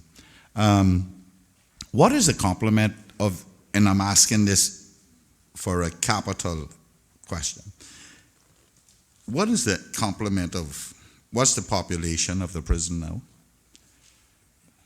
Overpopulated, underpopulated? Through you, Mr. Chair. Yeah, we're overcrowded. So this morning we unlocked, just in Northward Prison, we unlocked 204 this morning. The design capacity of that establishment, in terms of its certified amount, is 139. And it's got an operational maxima of 209 because additional beds, 169 because additional beds were placed in there over a number of years. So we unlocked 204 this morning, plus 15 in Fairbanks, and we also have 9 who are housed at our ERU. So kind of roughly over the year, our daily average population sits between 240 and 250. And is part of this capital expenditure to increase the capacity of the prison? Through you, Mr. Chair, that is one of the considerations that will be included within the strategic outline case for the new prison. It's difficult within the existing footprint of the prisons just now to increase any more the kind of the capacity that we have within the existing buildings. We are already beyond the point of which that I would consider to be acceptable. It's unacceptable for the prisoners. It's unacceptable for the staff to have to work in those conditions. And given the really positive relationships that we do have within the prisons, the fact that we do kind of function really well as an organisation is testimony to the patients of the prisoners, but to the fantastic work that the prison service staff do on a day-to-day basis. Well, that's interesting to hear. Quite exciting, I should say. But where is it proposed to build this new prison then? That will be determined, through you, Mr. Chairman, that will be determined through the completion of the business cases. So the strategic outline case, which is ongoing just now, this is due for completion and submission on the 17th of December is the date for that. The purpose of that SOC will be to develop a long list of options as to what the future of the prison service might actually look like. And the idea being that kind of in modern day penology, you design a prison around the services that need to be designed, that need to be delivered. And that's what the SOC is currently doing just now. So it will consider a number of options. One will be developing new prisons estates on the existing site. I trust that we're not going to do this in a manner that the other prison was built in, that we have now eventually wound up with these hodgepodge little buildings all over the place, because it's quite natural to make prisoners walk upstairs, even if it's 3 floors. But isn't there sufficient properties there now to build a prison and then eventually level the front for the purposes of recreation, which you're using the rest of the property for now? Through you, Mr. Chair, and I'm grateful to the point that you're making, because that is one of the things that we will be considering as part of the new build project. If I can give an example of where that's worked out really well previously, was one prison in Scotland which had a population at the time of 420. That prison was completely rebuilt on its existing footprint, using some of the spare ground to start building, and then we did a build, demolish kind of phasing of it. We increased the population of that prison to just under 800, and not one prisoner was moved out of that prison to another established to enable that to happen.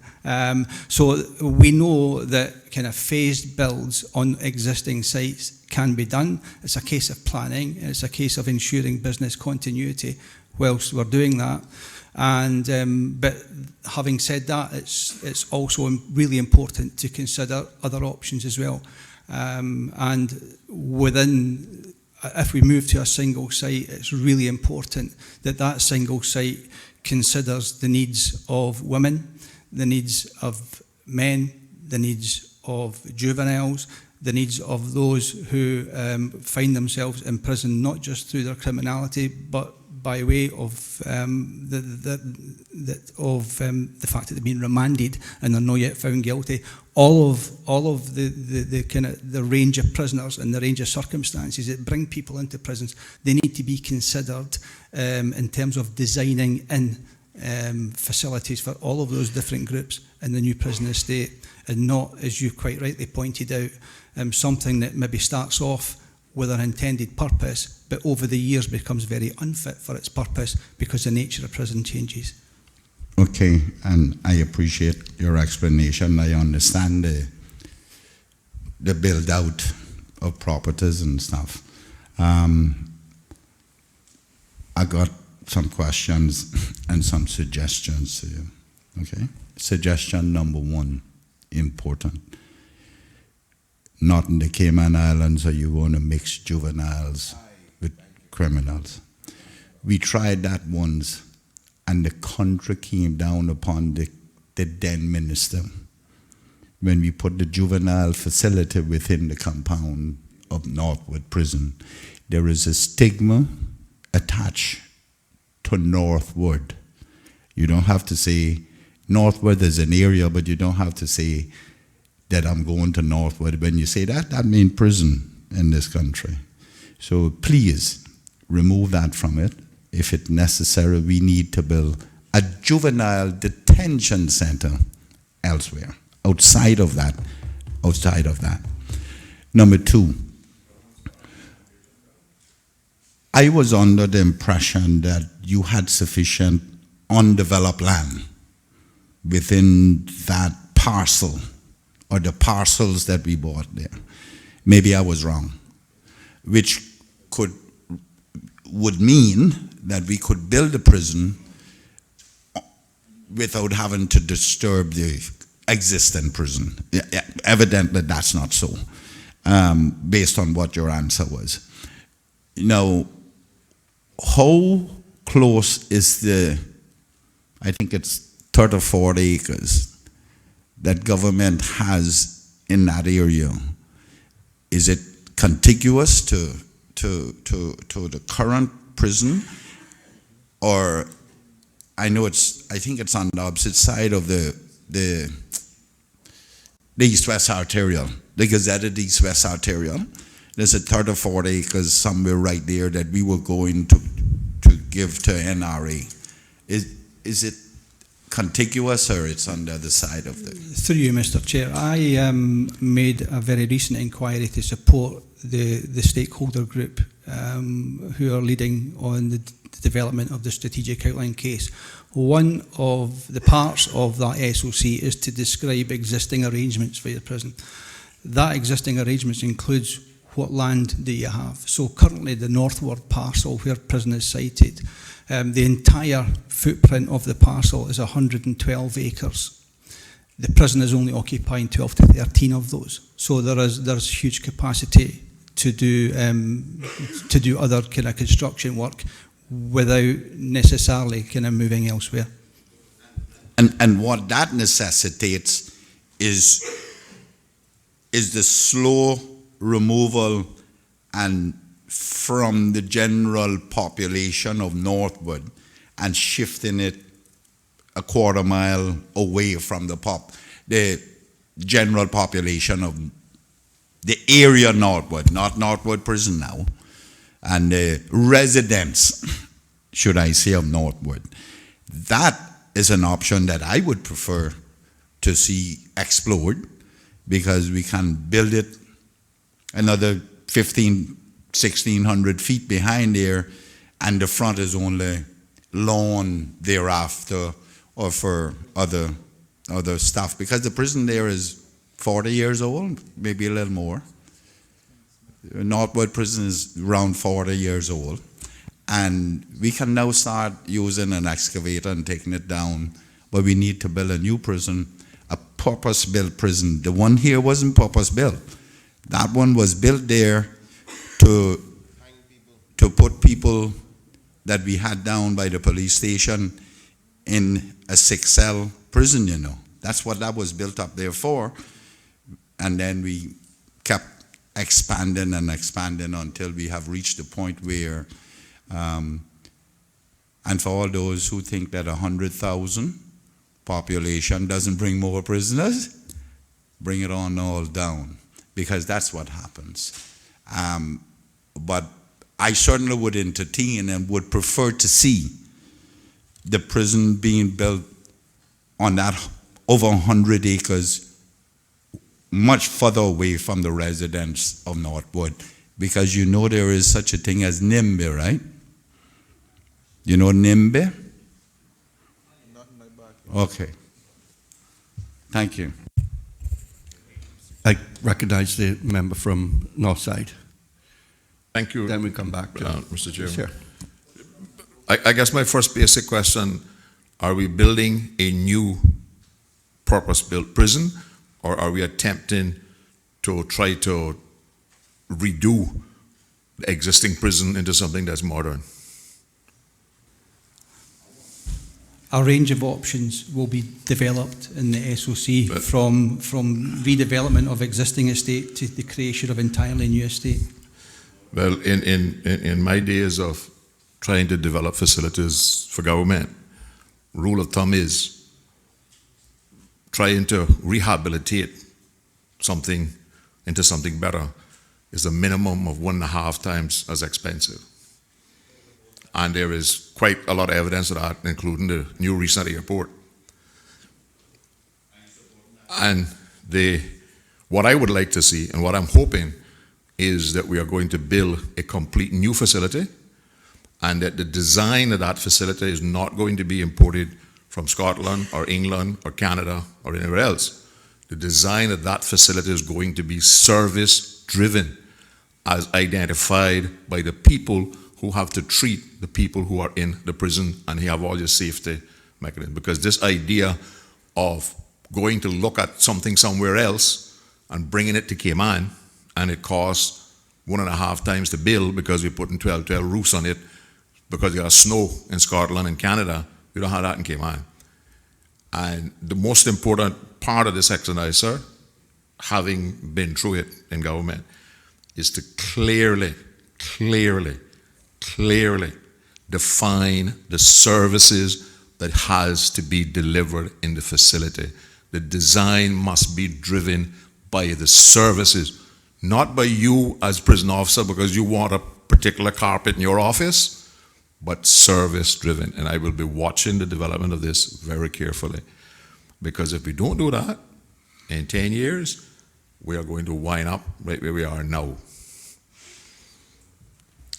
The other question, if we are going to build a new prison, why are we doing all this to the existing prison? Why are we, because one of the things that I don't understand, and I know people are going to tell me it's FFR and it's business cases, this and business cases that, but nobody can convince me that the period of time that the civil service and ministries currently take to develop a project is reasonable for some reason, nobody seems to be able to talk and chew gum. There are many things that can be done together, right? But they have to be coordinated, and it requires commitment and management.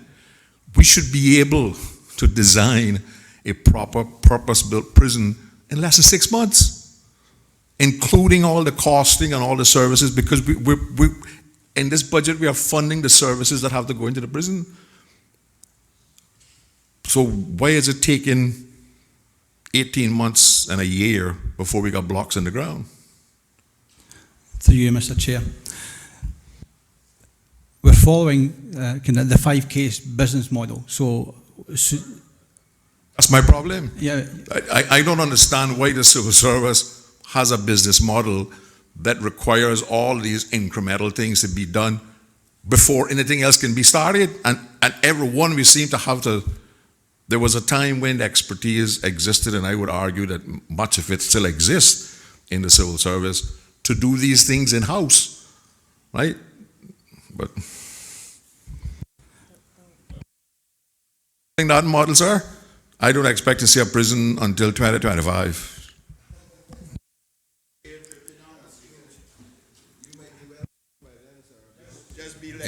Member for, you were first? Okay, go ahead, member for Boddentown West. Thank you, Mr. Chairman. I'm just looking at the overall spend for prison between this year and next year. And we're looking at a total spend of $69 million over 2 years for prison, between capital and operational. It's pretty much what we're looking to approve here today for prison.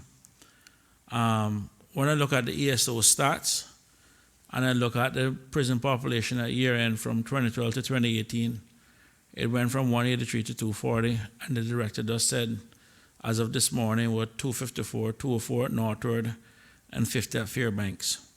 This doesn't include even the cost that we're spending for juveniles. But Sorry, Mr. Chair, there's a correction that needs to be made. I think it's 15. 1-5 at Fairbanks. 15? 1-5? 1-5. 15. Okay. Yes. Okay. Okay, that's fine. So 204 plus 15, which is 219.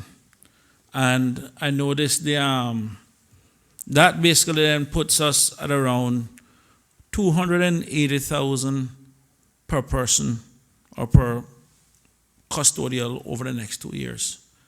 That is a significant amount of money for us to be spending on basically locking people up. Now, I do understand the purpose of a prison, which is basically to protect the society from certain individuals and also do the whole rehabilitation thing and everything else.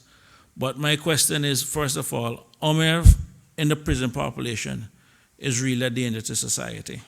In terms of, I know we look at alternative sentencing already in terms of what can be done, but is this something in terms of violent versus non-violent prisoners, in terms of how those are treated? But what I would really be curious to see, Mr. Chairman, through you to the Minister, is what is the overall long-term strategy for prison?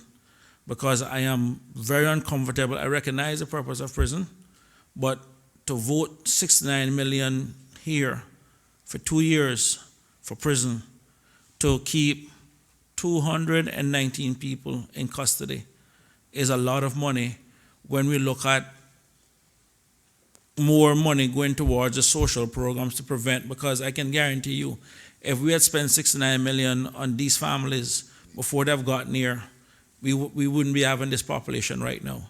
And my issue is now, I need to understand what is a long-term strategy, not just on the prison population, but also, and I wish the police was here, in terms of the prevention and also within society too, because this is a reflection on us. That's where our mistakes go, is in prison, and that's an indictment on everybody, myself included. And that is what I'm more interested in seeing, is that outline business case in terms of the strategy for this kind of money, because it is a lot of money. And 280,000 per person over 2 years is a lot of money. So that is really what it is I'm interested in. Yeah, Mr. Chair, we're kind of moving into the recurrent And the figures that the member has put forward isn't just the prison, it's also the Department of Community Rehabilitation is in that overall figure, so it's not just purely within the prison vote. But- So if we can deal with the capital aspect, and then we'll be able to have that discussion. Otherwise, I would say that we should just look to approve, or to have the discussion, but then do the approval. I just don't want to have to have the discussion twice. Well, we're on the capital side, which is the 20 million, but it still doesn't take away from the question, which is simply this. 20 million on custodial for 200 and something people is still a lot of money, and I am curious to know what the business case would look like. Now, the honorable leader of opposition has made it clear in terms of killing the idea of juveniles mixing with hardcore criminals. But I still would like to know within the prison population between the violent versus the non-violent, because ultimately these custodial sentences are there to keep the violent people away from the normal people in society. So I wouldn't expect us to have the same cost for a murderer than a person who's out there for a traffic offense. I mean, but at the end of the day, they're still under the same umbrella. So it is that overall strategy is what I'm looking to see now. The directors made it clear that the outline business case is yet to be completed. I would really and truly would like to see our members be provided a copy of that business case, because I would like to see exactly what the long-term goal is for the prison, and also medium-term too. So at least we can look at it holistically and not just in isolation.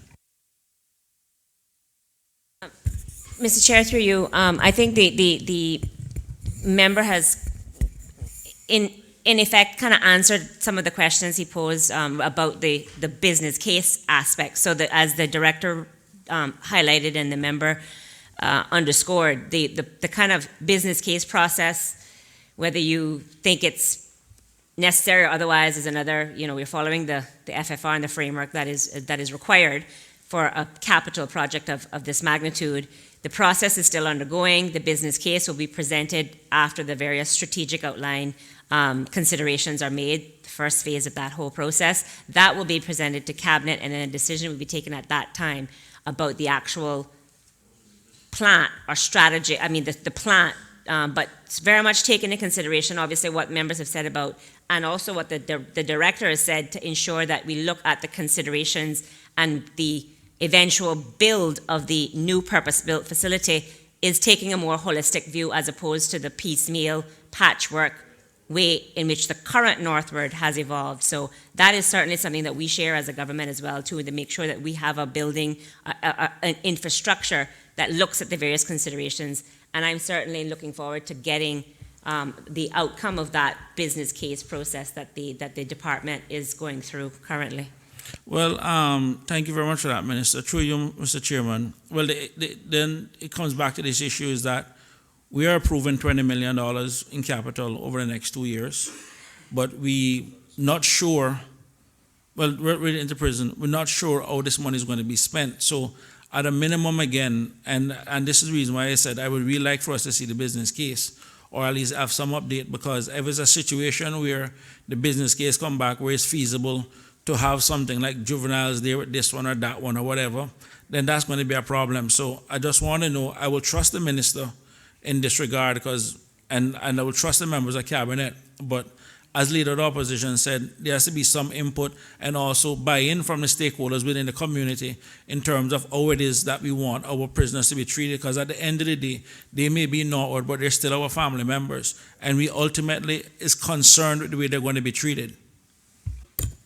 Mr. Chair, through you, and certainly the members of the government share that concern as well, and that's why we've actually invested as we have in this project to be able to move this forward. But I'm happy to meet with the member or any other member to have that discussion when we're in a better position to say what the considerations will be to move forward based on the recommendations and the analysis that is currently taking place. And the budget obviously is to support being able to move forward with creating the new build in a way that allows us to do within the budget parameters that we have. But I think just to pick up on the question that the member from Northside raised about where are we doing work at the current prison, because it has to be kind of in tandem as we are developing the business case to support the new purpose-built facility. we still have to make sure that what and where they're operating now, we address some of the known concerns, front of the house being one of them, security concerns that the director has outlined. So as a part of this budget that we are approving, it's to deal with the kind of immediate capital needs as well. So just to put that in perspective. Well, one of the things I just want to close off with this, with regards to the outline business case, one of the things looking again at the ESO statistic, the average age of prison population in 2016 was 36, in 2017 was 36, and in 2018 was 39. And I say that to say this, that these are the ages that are outside the scholarship approval age. I think that goes up to 35. And this is why the whole issue of adult education and everything else is really important in terms of continuing education. So in terms of the strategic business case, in terms of the whole rehabilitation and reinvesting to get people back into society, that is outside of our normal scholarships and everything else, is also need to be looked at. And that goes back to my earlier point. So thank you, Mr. Chairman. Member for West Bay North. Through you, Mr. Chairman, how long has the business case been? How long has it been? How long you been working on the business case?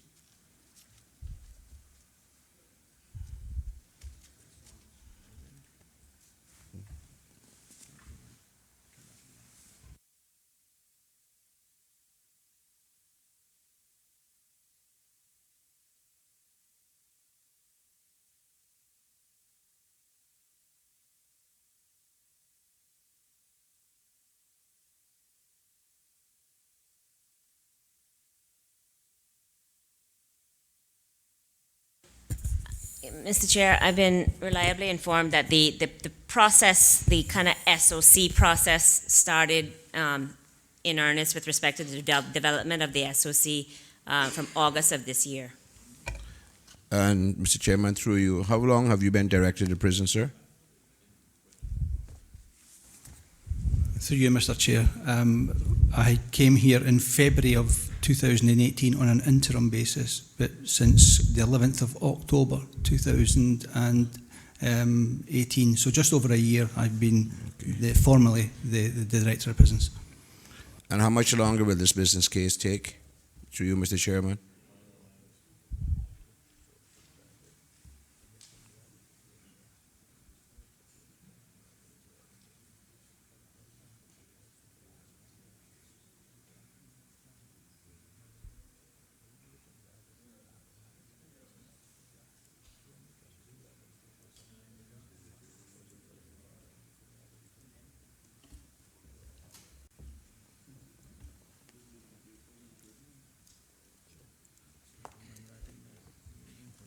Yeah.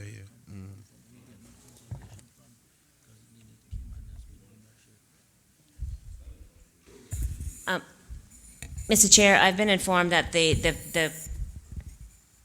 SOC process should be complete, as the director said, by mid-December of this year. And then the business case process takes another couple of months or several months, and that we're looking to get the whole kit and caboodle in terms of the business case by end of August next year. Mr. Chairman. Mr. Chairman, through you. Sorry. I thought you was finished. And my next question, I will preempt it by telling you why I'm asking this question. A lot of the young people who have been incarcerated, I know them. The Minister Central knows a lot of them as well. Their feeling, and some who have come out and who have since gone on to work, they feel that police force, DPP, prison, everything is from an expat. So my question is, where is the input from this business case coming from?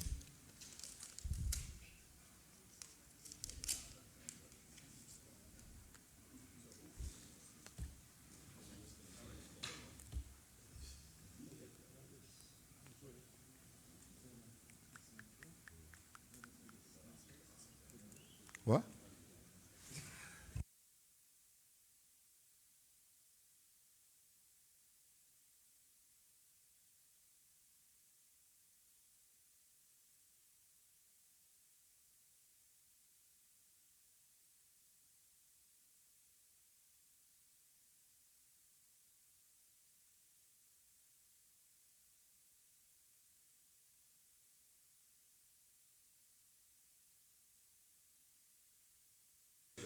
Mr. Chair, through you, and thanks for the indulgence while I was conferring with the team. So, the kind of stakeholder group that has been involved in developing this includes a number of individuals who work in agencies that have a direct relationship, so to speak. So we have the courts administrator, Ms. Suzanne Bothwell. We have Ms. Teresa Echenike from the chief officer from the Ministry of Community Affairs. We have the director of the Department of Community Rehabilitation, Ms. Lisa Malise, all Caymanian. We've got Catherine Dinspel from the ministry as the deputy chief officer responsible for home affairs from the ministry. The HSA, we have Ms. Lizette Yearwood, who is the chair of, the head of the CEO of the HSA. And the chief of police. So it's just looking at that, it's predominantly a Caymanian makeup in terms of the actual representation. And also the chair of the independent monitoring board. I spoke about that in my contribution. Yeah. There's a new independent monitoring board of the prisons, and the name is. And Deborah Bawden from the Human Rights Secretariat. So it's. Thank you. I Yeah. think that will be some relief to when you talk to these, that I can say to them that there is some people there who should understand where you all are coming from. So thank you very much. And when you see, what type of prison equipment are you looking for in this budget? And I see, no, it's infrastructure and equipment. That's right. So we're not going on to, we haven't gone on to rehabilitation, nothing like that yet. This is infrastructure and equipment. So, Mr. Chair, the equipment that's being looked to be replaced during the next 2-year budget period is the new gate lodge that the director gave a detailed explanation for, the CCTV, staff training campus. I spoke about that in my contribution. Replace windows for security reasons as well. Obviously, the new prison rebuild process, the funds for that. Some sort of a kind of environmental facelift as well for the prison to kind of, I guess, give a little amelioration to the physical plant. Computer equipment, vehicles, and this is including the escort van. I spoke about a high-risk escort van in my contribution that is going to be coming online as well. Body-worn cameras that the director spoke about, handheld metal detectors, screened greenhouses, replace metal toilets on the wings, and replace other kind of just machinery that's in use. Okay. Have, Mr. Chairman, through you, your drones, have they then given you the runaround, or have you received it? Have you received it yet? Through you, Mr. Chair. The drone purchased, there was for purchase this year, we have not received yet. I'm still in dialogue with the supplier. Mr. Chairman, through you, think it's time to to tell them to do what they have to do, or because I know you've been running this down for quite some time. I think maybe it's time to cut wind and do what you have to do to get a new company or something. Through you, Mr. Chair. Yes, we're at the point where we're almost at last chance saloon for the supplier to provide what we're expecting to be provided. If not, we'll look for alternative solution. Thank you very much, and through you to the Minister, the input for the business case, I'm very happy to see that when I talk to people that I can let them know that there's a good makeup of Caymanians and that they'll feel that there's someone there who can understand them. Thank you very much. Absolutely. Thank you for the question. Georgetown Central. Thank you, Mr. Chair. First question, and please don't take any oblige to this, Mr. Director, but can you tell me how the succession planning is going for someone to succeed you? And not rushing you out, I hope you stick around and enjoy our island, but it's a priority to make sure that Caymanians... No problem. I'll move on to another question and deal with that question in another line item. The other question is, do we expect any reduction in the prison population based on the mental health facility that's being built? What I mean is, are we housing any people who would normally be in a mental health facility rather than at the prison? Through you, Mr. Chair. My personal view is that there are people who are mentally unwell who should not be in prison, who currently are. The second question about whether or not the new facility that's being proposed will have any impact on those people who are currently incarcerated, I'm not in a position to say. I simply don't know enough about that project. Sorry. Would they have to be a different sentencing change with the courts? Because if I understand it correctly, when somebody's sentenced, the judge obviously dictates the location where they go to, and obviously the mental health facility wasn't in place when they were sentenced. So if there was to be a change, would there have to be a recategorization of some sort for their sentencing? Again, Mr. Chair, I appreciate the member's concern, but I want to just deal and keep the questions to the actual capital allocation. That's what this budget is about, not just the prison, it's other things. So if there's other questions to do with capital, if we can get into questions about population when we get to the operation side, that would probably be, I think, the most efficient way to move forward if members are amenable. Member for the North Side. Through you, Mr. Chairman, could I get a timeline for this project? When is the business case? Because if you haven't gotten to that yet, my next question is, where did 9 million come from? How did you work out the 9 million and the 10 million next year? So as I just indicated, the SOC, the timeline that I was just given was by middle of next month. Yeah, but no, I want the whole project. I want the timeline for the whole project. I want to know when the prison is going to be ready for occupants and operation, and all the steps in between, and who is responsible for each step, and who is the person accountable and responsible for the implementation of this project. So Can't be a committee, got to be one person. Mr. Chair, as I indicated when I spoke to the breakdown of what is in the 10 and what is in the 9, it is not just the prison rebuild related expenses. It is all the other items that I indicated, the new vehicle, so that's what this vote is for. It's not just the isolated new build. It is all of the capital needs, current, quote unquote, recurrent, as well as new build. So that's what that figure relates to. I've asked the team, as you were talking about a more concrete timeline, what I was given, again, December is when the SOC will be available, end of August for the business case. At that point, I think we'll be in a better position to say the timeline for a build of a new prison.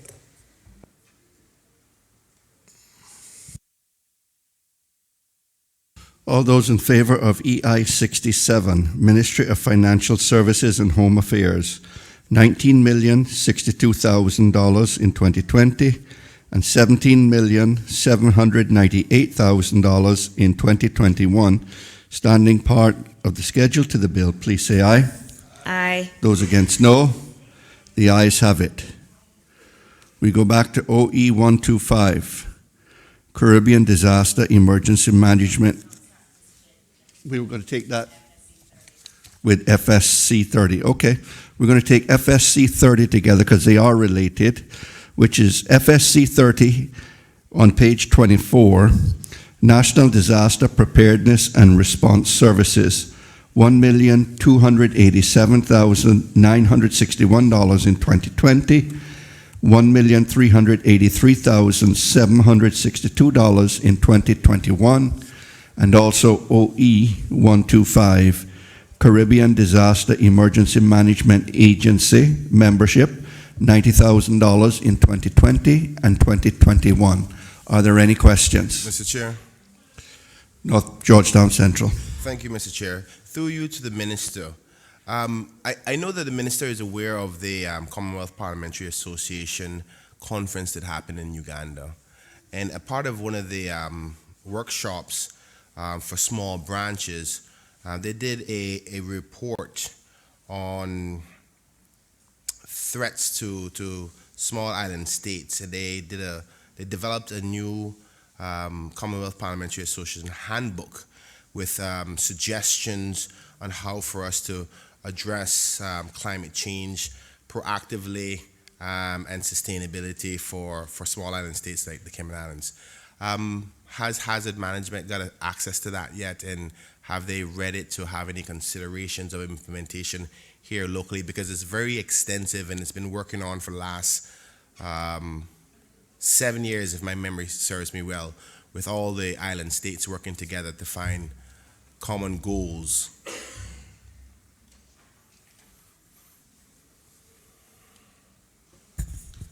Mr. Chair, through you, I've just been advised that there are a number of reports that are similar to kind of disaster management, and the hazard management has been working extensively with a company, or well, an entity, Inmate, which deals with this type of preparedness planning. But I don't know if they have specifically had access to the CPA, which is a Parliamentary Association plan, but would be happy to share that with the team if, I can get access to it. Yeah, and just for your teams listening, you can access it on the Commonwealth Parliamentary Association website. I think I had a chance to read the document myself. It's quite extensive, and a lot of things that we could consider that the other island states will be factoring in as well. So I think maybe your team could take a look at it.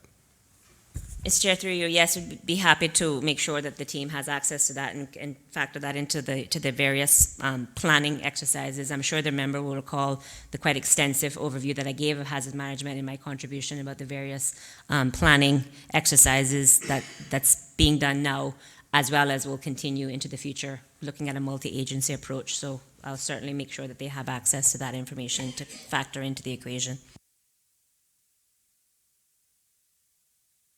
Member for East End. Thank you, Mr. Chairman. Mr. Chairman, I spoke briefly to the Chief Officer earlier on this hazard management provision that we have. And whilst I know hazard management specifically tends to coordinate hazard management, and I know that there are the arms to it.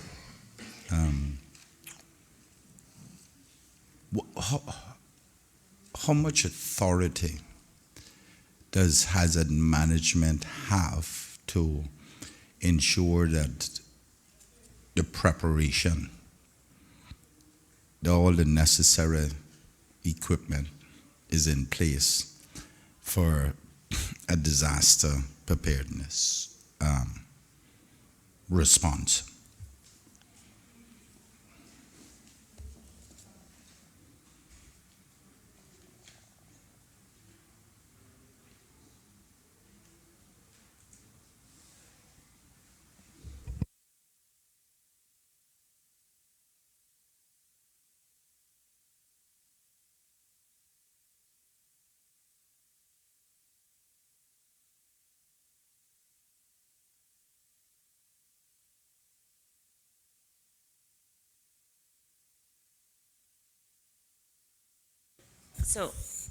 So I've been informed, Mr. Chair, that each agency, and there are a number of the agencies that are first responders that are part of the hazard management framework. So hazard management, Cayman Islands itself, is kind of a coordinating mechanism in the event that any such event is triggered.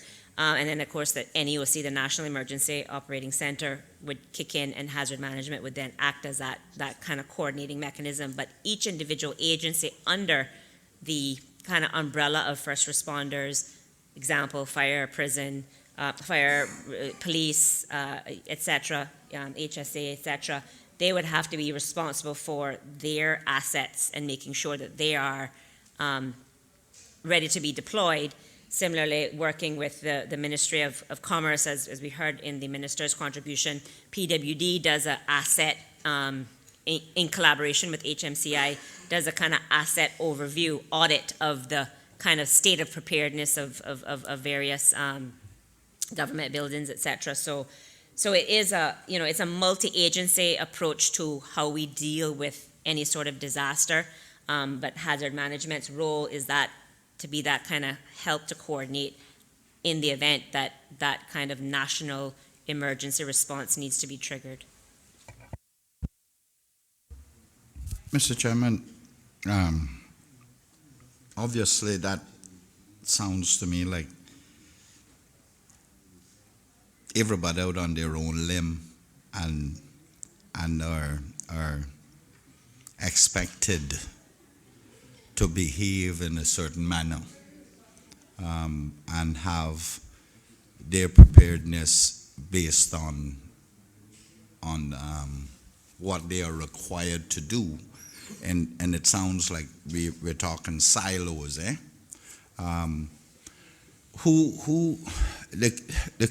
Where I'm trying to reach is who has responsibility to ensure that all of those things are done. I think one of the concerns that must be brought to the forefront is that many of us view disaster preparedness as a hurricane. There are so many different aspects of disaster preparedness that, fortunately or unfortunately, we do not live in an industrial country, industrialized country, where there can be different types of disasters. The maximum we have here is hurricanes or oil spills on the road, gasoline spills on the road. But we also have a number of installations that can be considered industrial, which is fuel in all types, diesel, gasoline, propane, and I believe people are now trying to bring in natural gas as well. There have been talk about that.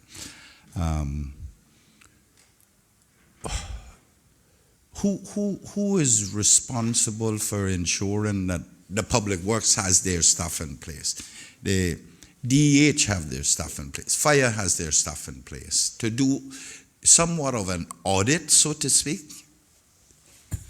Mr. Chair, through you, I certainly want to give the member comfort and those of the listening public that the approach, and I spent a quite detailed overview of hazard management and the various training exercises, bringing together all the agencies to ensure that people know that people aren't left to their own devices to kind of figure out what to do in the event of a national or emergency that cuts across various agencies. I would just like to ask the Deputy Director of HMCI to kind of maybe underscore some of the work that HMCI does to address the concern that has been expressed by the member about making sure the state of preparedness is such that in the event of having to pull the trigger on any such emergency, of course hurricane being the one that we know intimately, there are others, and so I'd just like to ask the Deputy Director to kind of briefly give us an overview of how the system works in practice. Through you, Mr. Chair, my name is Leslie Lennox Vernon. I am the Acting Deputy Director for Hazard Management Cayman Islands. Just for understanding's sake, hazard management conducts and coordinates the national response to any type of major disaster that impacts the country.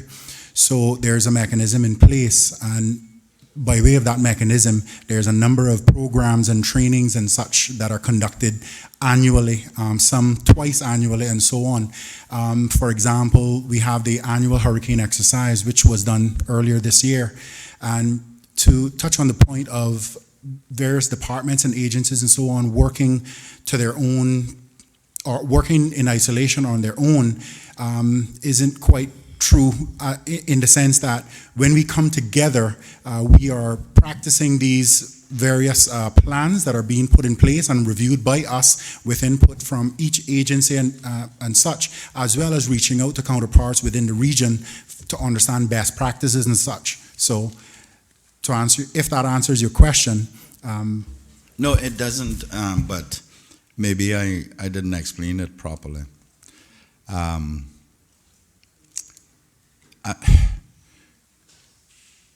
Okay, let me give you a scenario. There are certain disasters that could occur in this country that would require hazard management suits. I was blown apart recently when I found out that they have a shelf life.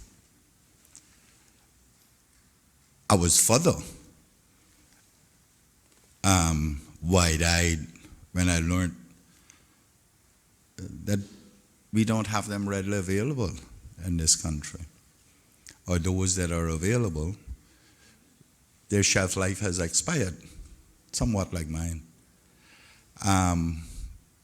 And I am trying to find out who makes that list of all those eventualities and ensure that the equipment is available on a regular basis, whether it has to be rotated out of stock and whatnot. Because I can tell you, we have the possibility of having to, there is a possibility that we could have a disaster, say the propane plant, and we need to go in there with hazard management suits. You may not believe this, but there are still buildings in this country with asbestos in them. And we may not believe that, but that's a fact. And those things are dangerous, not only for the person who immediately works on it, but for those in the surrounding area. As we all know, spores can fly all over the place. Those are the types of things that I'm trying to talk about. Yeah, we look at the generators and the likes, but that's the normal stuff. I'm talking about actual preparation for the possibility, maybe the probability of a disaster hitting this country, other than a hurricane.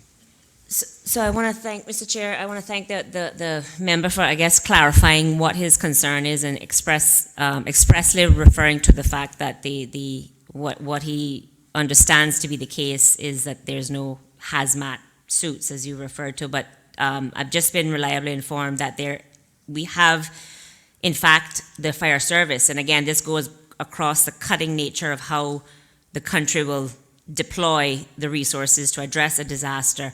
The fire service has received delivery of 20 hazmat suits, to use that term, and the deployment of that will be available from first quarter of next year when they receive, there's training, specific training scheduled to be able to operationalize these very kind of specific suits. The training, again, cuts across another department and made to understand includes DEH. So again, because if you're talking about hazardous materials, the input of DEH would be important in that regard as well. So the country is, and I know HMCI, having in the title hazard management, there may be some kind of misconception about what the specific role of that agency is, but they act as the kind of coordinator, as the acting deputy director has said, with respect to reviewing, giving input into the individual plans of the agencies, such as fire. So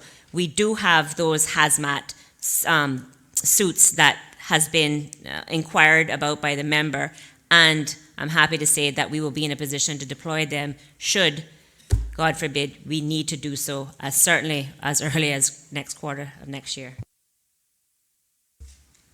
Mr. Chairman, I should say to the minister, I was trying to be as kind as possible, but You do know that DH hazmat suits are expired.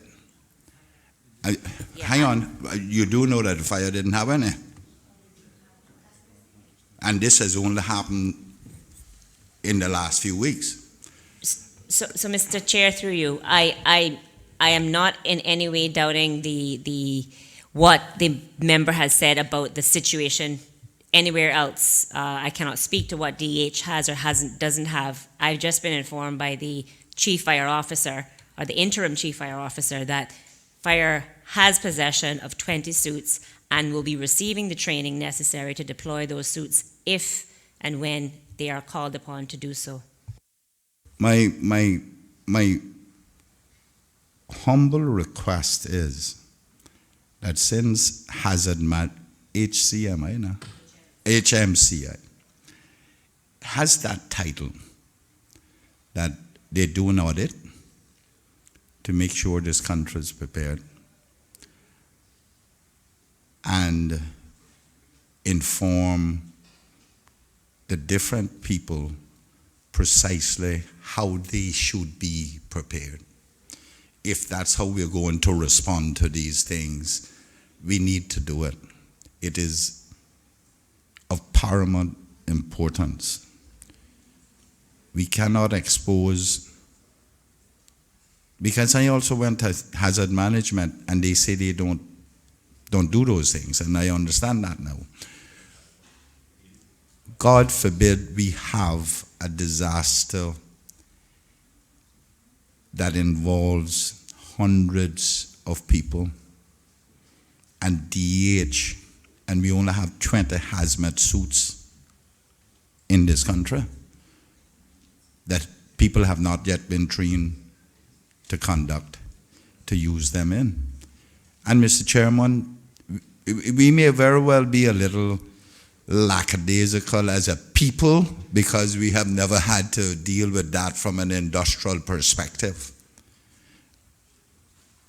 But I know there are many of us who understand what it is to have a gas leak and the dangers that is to the neighboring residents or whatever. And I just want to bring it to the forefront that hazard management should do this audit and tell people what they should have as part of their complement to deal with these matters. Thank you, Mr. Chair. And Mr. Chair, I certainly can, obviously appreciate the member's concern more generally about the health and safety of the country as a whole if, we were to ever face a scenario that I think he's contemplating. And I will, and I already have for the record, but I will certainly ensure that the hazard management receives the kind of directives about making sure that they look to incorporate this kind of interrogation, let's say, about the various agencies when they do, if they don't already do so, that is, that they have these kind of updates from the various agencies who make up the first responder teams when they do their annual trainings that we were just told about. I mean, Mr. Chairman, I have had the unfortunate situation where, as a young man, and it may come back to haunt me, I worked in asbestos on those ships, wrapping pipes with asbestos and fiberglass, not knowing the dangers then. I have had the unfortunate situation where I have handled DDT for a very long time, right here in this country, DDT in oil. It's a preservative that was used for oil to keep equipment cool.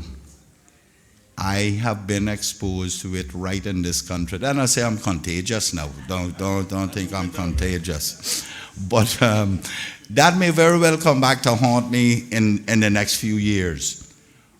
But I don't want to see other people exposed to it and run that risk. That is not a good risk. Those pipes on those ships were seriously, the insulation was asbestos, and I've been exposed to it. Didn't know what the risk was.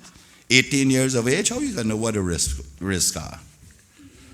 All in favor of FSC 30, National Disaster Preparedness and Human And response services, $1,287,961 in 2020, $1,383,762 in 2021, and OE125, Caribbean Disaster Emergency Management Agency, membership, $90,000 in 2020 and $90,000 in 2021, standing part of the schedule to the standing part of the schedule to the bill. Please say aye.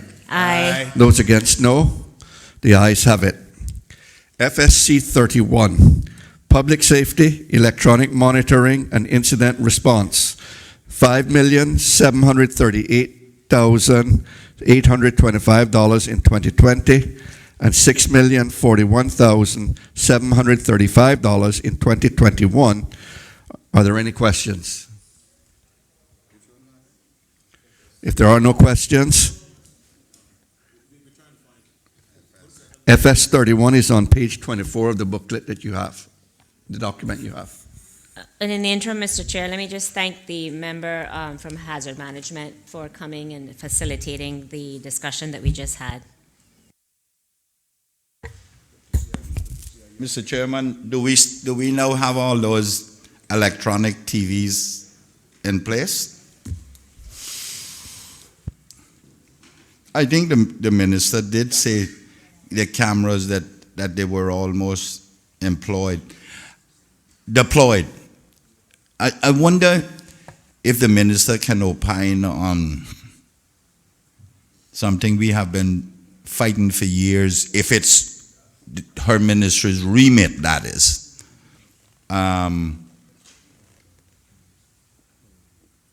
At some stage, we're going to have to put in mechanism to control people's behavior, i.e.,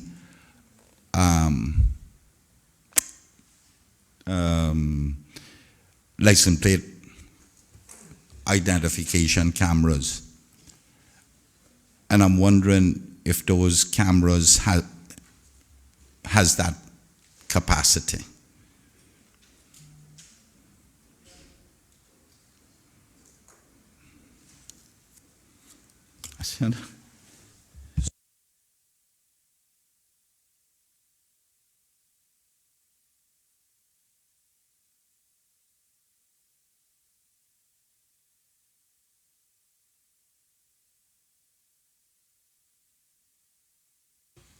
Mr. Chair, thank you, and thank you through you. I want to thank the member for the question.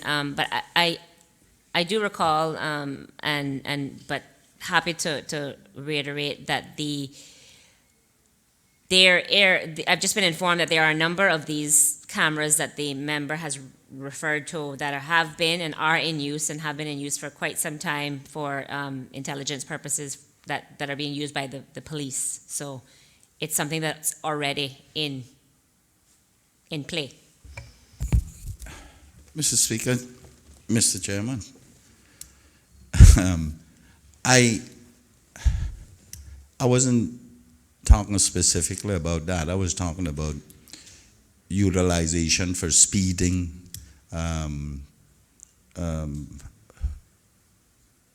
where, and if those cameras can be extended into the areas that we are most concerned about speeding, such as in school zones and the likes, and that's basically what I was asking about. I don't want to get into the intelligence of what you use them for. That is not my business. I'm just wondering if we can extend them into these areas which needs to be done. And I know the police law has provisions for the Commissioner of Police to do it. Only the Commissioner of Police can do that. But since we're installing cameras, the technology is here. Yeah, Mr. Chair, through you, I think that the member has kind of answered his own question with respect to the kind of driving force of either the use or the deployment of any technology for that purposes would be under the auspices of the police. So whether or not they would use cameras for speeding purposes is a matter, or to detect speeding and for ticketing and whatnot. It's a matter that would be driven primarily by the operational considerations by the police. Certainly DPSC maintains cameras, but the decision to, how to utilize and deploy for those type of purposes would be very much informed by police and policing service. Mr. Chairman, I understand that it would have to be an act of Parliament or the Commissioner of Police exercising the authority that he currently has, but then we would have to do fines and whatnot from here. I'm not overly concerned about that. We have a current set of hardware that we have bought for the intelligence cameras that we currently have. I'm wondering if it can be extended and host the others, or we are going to have now another standalone system to do that, because there is some method to my madness. The Commissioner of Police coming after, Whether I'm making his life any easier or not is a question for consideration, but the short answer is yes. The technology can, if need be, it can be utilized in such a way. I've been reliably informed by my director. Thank you, because that doesn't require anyone to monitor it like 911 would be monitoring the intelligence one. It doesn't require that. It requires merely to connect it to a computerized system to send the ticket out, and with a $500 fine attached to it, when you pick up 3 doors per month, then you should know that you can't be doing it.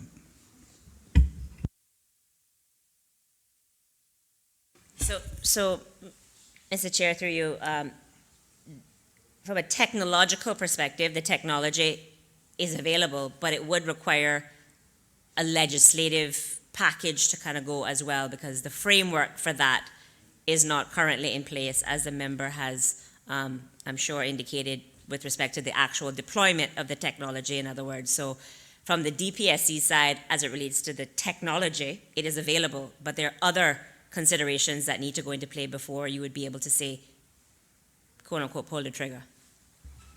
No, I'm just trying to load the gun now.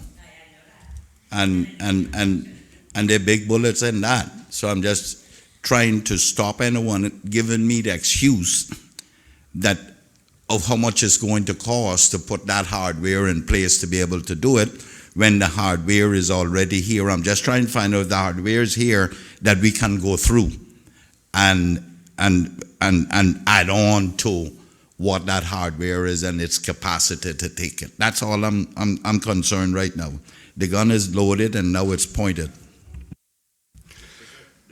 All those in favor? The trigger will be Mr. pulled Chairman, later. I just On wanted countdown. an update, because we had met with the minister and director behind her to discuss the deployment of CCTV cameras and so on. So I'm trying to get an update on where we are from that meeting. I had requested some attention be given to Newlands, because I think we're pretty much void of cameras in Newlands. So if you could get some update on what has been done so far and what the future plans are.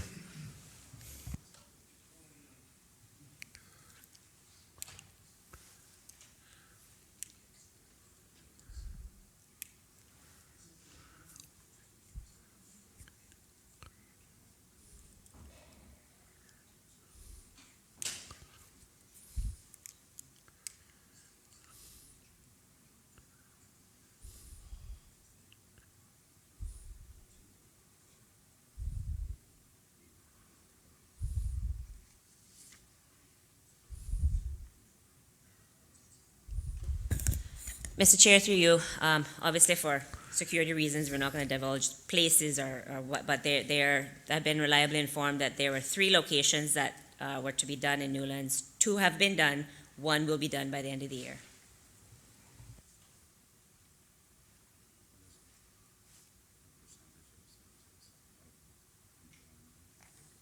Good. So, thank you, Mr. Chairman. So what percentage overall has been deployed of what was planned?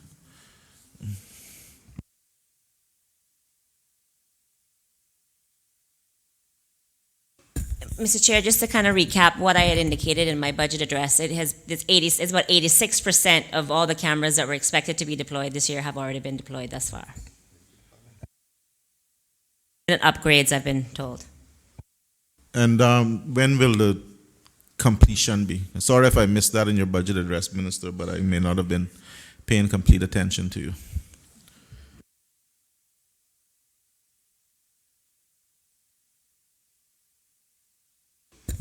Mr. Chair, I will accept that apology, but don't make it a habit. Through you, the remaining cameras should be done by the end of the year, and that was also indicated in my address.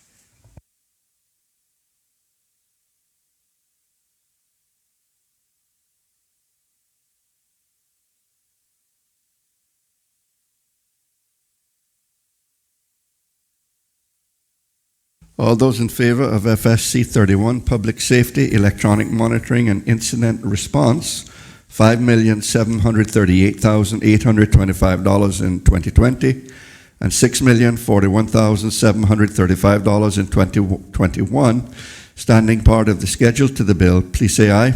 Aye. And those against, no. The ayes have it. Mr. Chair, FSC 32. Sorry, I'd just like to Go thank ahead. the director of the DPSC for his assistance in dealing with the matter. Through me, that is. Sure.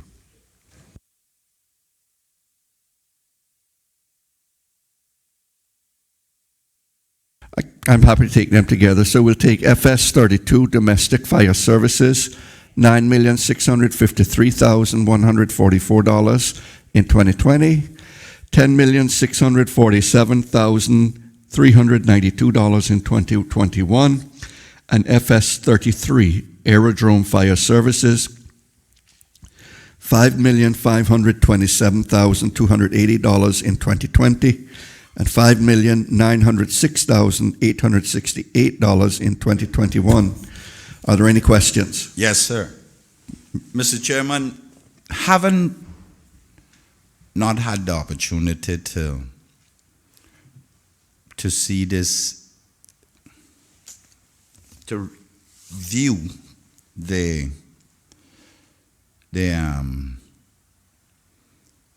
apron upgrades at the airport. We don't get that kind of stuff, and I know you're not responsible for it. It just so happened that your aerodrome building falls right in the middle of it. Or I would like to think. Is it that they're doing the apron, the upgrade of the apron and the pavement of the apron at the airport down to the aerodrome building?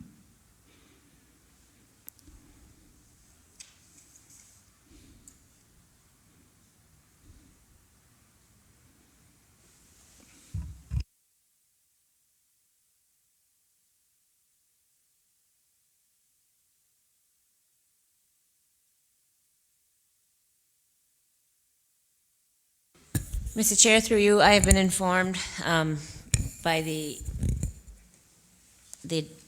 interim chief fire officer that the works that's being done now does not impact the apron, the fire service capabilities right now. Not the capabilities. I'm wondering why we need grass in front of between the runway and the fire service when we can pave all of that straight down to the general aviation. And I haven't seen that. So that's the intent.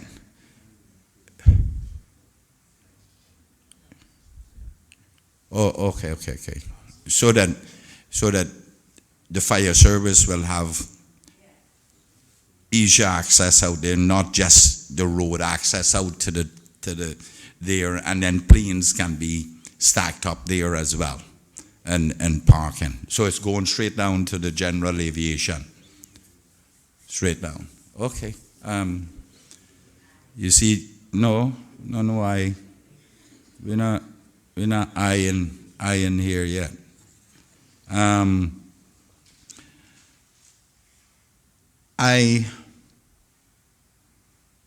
I hate to bring this up again, but you know I don't regret it.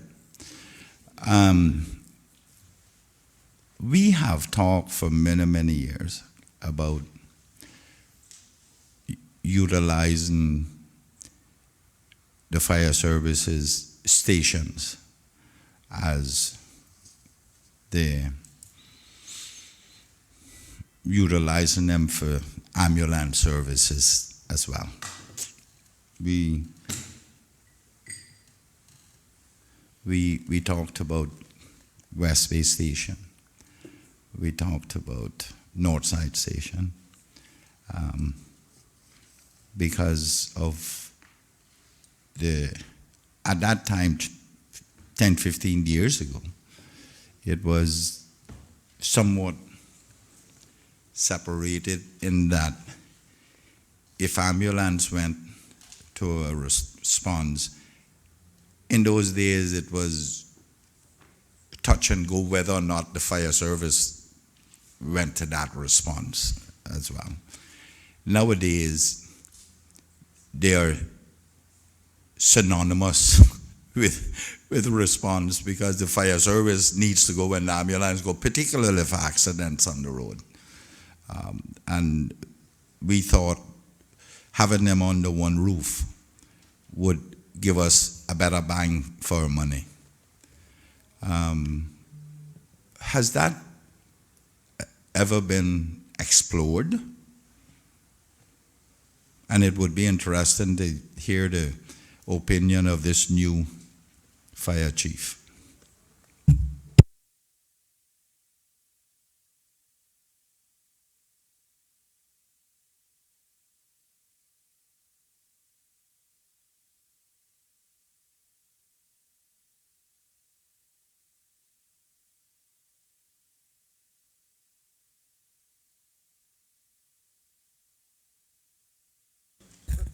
Mr. Chair, through you, I've been reliably informed that there are discussions that are happening that have already begun to address the very point that the member has raised about trying to find the synergies.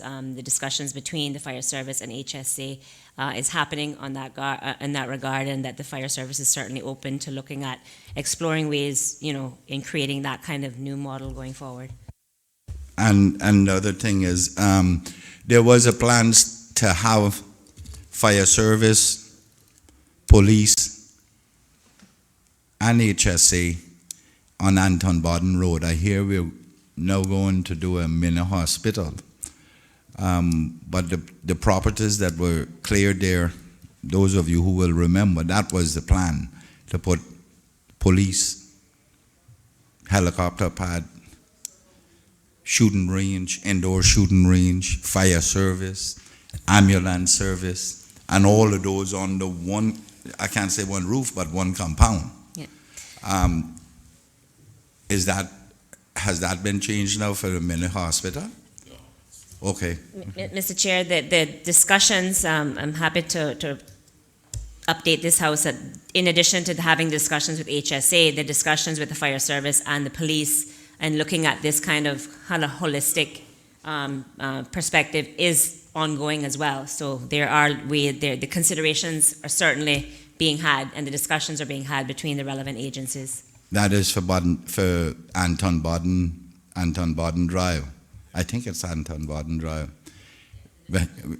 Okay. The discussions are still being had, and the Minister of Health is au fait of the matter as well. And so from the HSA's perspective, those discussions are taking place with the relevant agencies. 10 years later. Any other questions? All those in favor of FSC 32, Domestic Fire Services, for $9,653,144 in 2020 and $5,906,868 in 2021, and FSC 34, FSC 33, Aerodrome Fire Services, $5,527,000 $280 in 2020, and I've done this wrong, haven't I? Yes. Let me start this over again. All those in favor of FS 32, Domestic Fire Services, for $9,653,144 in 2020 and $10,647,392 in 2021, and FS 33, Aerodrome Fire Services, for $5,527,280 in 2020 and $5,906,868 in 2021. Standing part of the schedule to the bill, please say aye. Aye. Those against, no. The ayes have it. Next item is FS 34. Before we actually read this and start, I realized I had not given any indication to members as to what time we were working till today, but we are going to be working up to sometime between 6 and 6:30. We will close down by 6:30 this evening. So FSC 34, Prison Custodial Services, $10,707,923 in 2020 and $10,949,933 in 2021. Are there any questions? Yes, sir. Mr. Chairman, I have a lot of appreciation for you, but not for keeping your word. Last night you told us 8 o'clock and we left here at 12 o'clock too. I did give you an indication afterwards that we were working later. You may not have been in seat to hear, but I told you. And in all fairness, Mr. Chairman, you did say at least till 8. But, Mr. Chair, before we get into questions, I also want to thank the interim chief fire officer as well as the staff of the fire service for helping to assist with answering the questions previously. Members, and particular Minister, FSC 35, is that related also to FSC 34? FSC 35, Mr. Speaker, it also includes, this is the vote that includes the prison as well. Well, 35 includes Department of Community Rehabilitation. So it's not just, it's the kind of correctional services and support throughout the continuum in prison as well as those outside prison that need continuing Okay, support. well, we'll take them separately. So FSC, questions for FSC 34. I believe I had an indication from the member for Boddentown West first. Thank you very much, Mr. Chairman. First of all, I want to thank the Minister. This is actually one of the few areas that wasn't a cut and paste from the last budget document, because I've actually been looking at both. So this one is actually a little bit more detailed than we had before. So that's actually well done in that regard. With that said, just out of curiosity, one of the things I noticed in this budget that wasn't in the last budget was the National Induction Program, the NIP in terms of per month. I'm just curious as to what exactly is the National Induction Program. It wasn't there last time and it's there this time, so I just want to know what that is.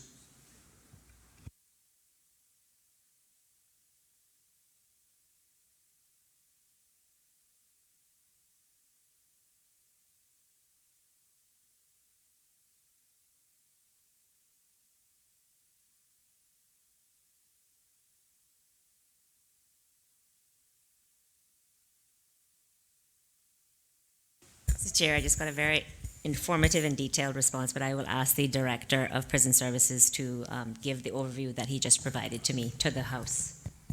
Through you, Mr. Chair.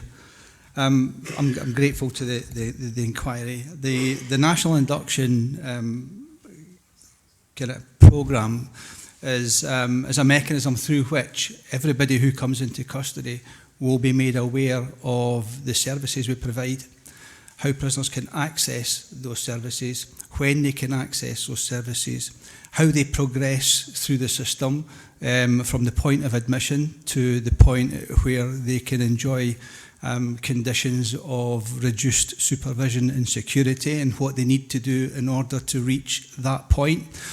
And just now, that information is provided in pockets, and it's not delivered as a consistent product so that everybody gets the same information in the same way. That product hasn't been developed, and it's a fairly standard product that exists in other jurisdictions. So what I want to do is introduce this so that everybody who comes into prison will understand what their journey going forward will look like in terms of the services that we provide, how they can access them, and when. Sorry, just so I'm clear, this is for when prisoners are coming in per month? Like this is per prisoner coming in? I know it's like 25, the number is 25 to 20 to 25. Sorry, yeah, 20 to 25. So is it a situation where we're expecting 20 to 25 new prisoners per month? Through you, Mr. Chair, yes, that's the average numbers that we're experiencing just now coming through as new prisoners. And just out of curiosity, and how much do we have leaving? Because 20 to 25 per month, tell me 240 to 300, so in 1 year we double the prison population. So how much do we have leaving? I just want to make sure that we have people coming out too. So in terms of 2019 performance, thus far through the year, we've had 529 transactions. That includes, that's a total number of prisoners who have come in through our doors, through the entrance doors, but also those who have been released from prison as well. So total transactions, 529 is the numbers that I've got. Yeah, you can ask that. So quick question, just sort of curious then, most of them, that's a number then see coming, 500 and something people rolling in annually, and even though some is rolling out, the question is, how much of those 500 and something that's rolling in, how many are repeat offenders? Just ballpark, I don't expect it, just sort of curiosity. I couldn't give you that exact number. Sorry, through chair. Sorry, I don't have that. I would hope number. many of them are repeat offenders and we're not creating 500 new prisoners, criminals every year. Then the next issue for me then, most of those that are coming in, are they mostly violent or non-violent criminals? There's a wide mix. There are a mix of high tariff offences and lower tariff offences, which are kind of not connected with violence in any way. I don't have the figures of kind of a profile of the offence categories of each of the prisoners, but it's something that we could provide if you required. Okay. Mr. Chair.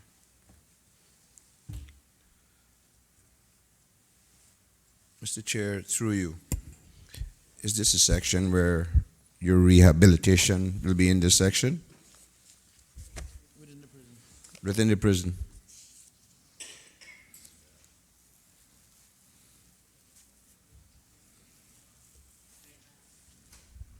Mr. Chair, through you, that would be more under 35. Okay, thank you.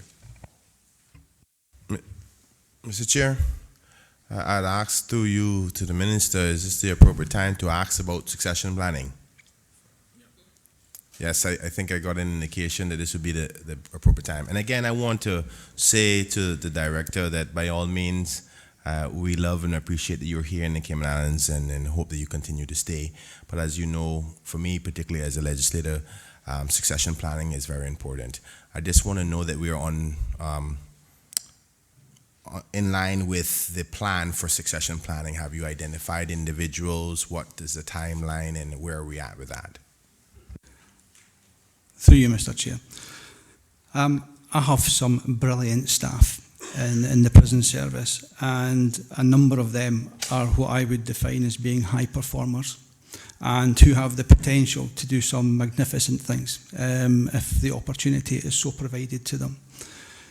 One of the problems that we have is that typically in organisations such as the prison, where we have staff who we retain for long numbers of years, what tends to happen is those roles that are at senior levels tend to get silted up and people sit there for a long time. And what happens is that sometimes junior staff who have significant potential, or those staff that have been in for the 5 to 10 year bracket, don't always have the opportunities presented to them to access those positions.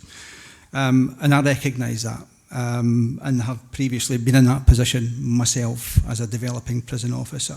However, I've met with all of my staff last week to outline kind of a number of things within the prison. One was my commitment to them, that I wanted to recognise the talent that they have and the job that they do and the amount of care that I have for them.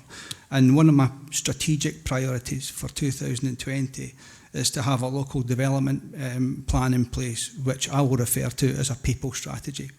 And that people strategy I'm hoping to develop in partnership with POCs. And I've had a very brief, I would even call it a formal meeting, I've had a very informal chat with POCs. And this is about developing a programme that aligns with the Cayman Islands government's competency framework, through which I would like to kind of do some competitive process through which my high-performing staff would then engage with a 5-year development plan that I would help to pull together for them. And that 5-year development plan would include a blend of different learning approaches. Critically for strategic management level positions, one of the key criteria is that people are exposed or have a career-long exposure to a number of different scenarios, situations, problems, cultures, policies, organisations that enable you to kind of rounding off your own skill set.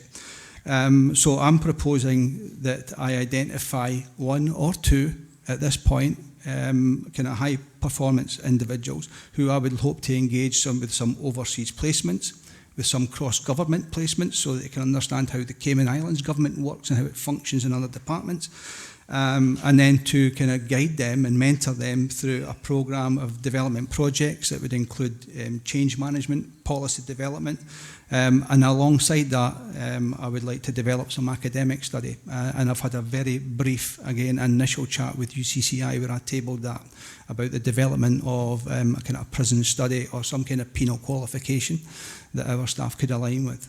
And all of that's in the very early stages, but it's I've given a commitment to my staff that I want to have that developed in 2020. Through you, Mr. Chair, you said you started in February, right, Director? February of 2018. Through you, Chair. 2018, I came here on an interim basis for a period, and then my position was formalised in October last year. So just over a year I've been here now. Thank you. Through you again, Mr. Chair, has the department brought up succession planning strategy since then? I mean, because the reason why I bring it up is because this problem has been highlighted for some time. We know about the whole fire station situation, and that's been on for 5-6 years now. So I would have thought that, that would have been translated to say, let's identify the prison as well. So I'm kind of surprised that we're talking about just preliminary discussion, so to speak, at this moment, and we're talking about a 5-year development plan from today. I thought this would be well on its way from now. Mr. Chair, I'm going to ask the Chief Officer to address that concern.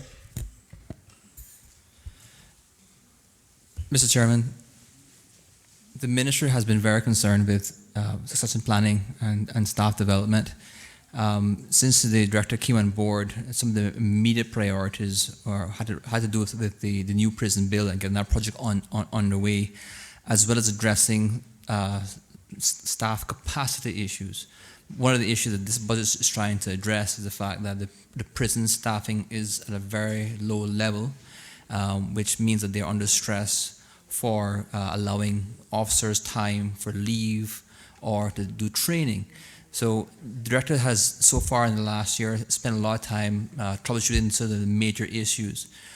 At the same time, he has been working extremely hard to put in place an overall plan for the prison from a human resource perspective, and working with the Ministry to discuss that. And we've had at least 2 meetings with Deputy Governor around what the overall plan is going to look like. While he has been very keen on tackling all these problems at once, the Ministry was very much focused on the fire service in particular, to make sure that that agency was developing its employees to the point to to higher and higher levels in the service. So as he just described, his shift in focus for next year is in part not just because his drive to do it, but also ministerial capacity to help and ensure that this is happening.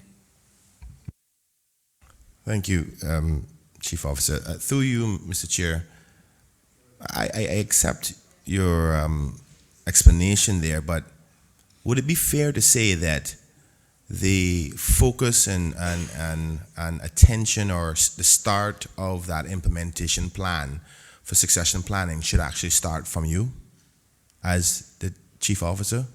So when you say his focus has been on development of the prison, which he should be, it actually should be your focus from years ago to start this plan. Would I be fair in saying that?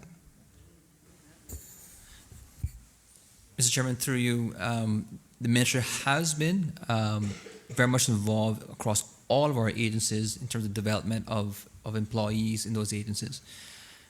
Because of the magnitude of issues we've been trying to tackle, we've had to prioritize certain areas first. To the extent that the minister has expertise in terms of strategic planning, HR planning, and we've been deploying our resources to do that, it does have to go hand in hand with the technical expertise in the departments. And certainly having the director on board to offer their perspectives is part of the solution to drive those plans. Just as it was with the fire service, we initiated a project with the fire service where the minister tried to drive the planning, and we had some success. But having an expert there to help provide guidance and shape it better makes sure that we are doing the right thing and it's a better plan overall. Thank you. Through you, Mr. Chair. So let me see if I understand this correctly. It is a priority and it has been for some time, but because there's other issues with the prison and the director needed to be there to focus and get those as a top priority sorted out, it's been difficult to start the strategic planning process because you need him to be involved in it with the department level to initiate this plan. Am I correct in that? Mr. Chairman, to a certain degree, yes. The director, among all the things he was doing for the past year, he did develop and draft those plans. It's been to the point only where we've had conversations about it, both within the minister and the deputy governor, to make sure he is aware of the overall movement we're trying to get to. But we're not at a point of implementing yet, and that's what he's indicating. That's for next year will be one of his key focuses. Okay, thank you, Mr. Chair. I just want to go back to the comment by the director of a 5-year development plan, and not to nitpick, but is the country to expect that before we say a Caymanian in that post, we're talking about 5 years? Would that be fair?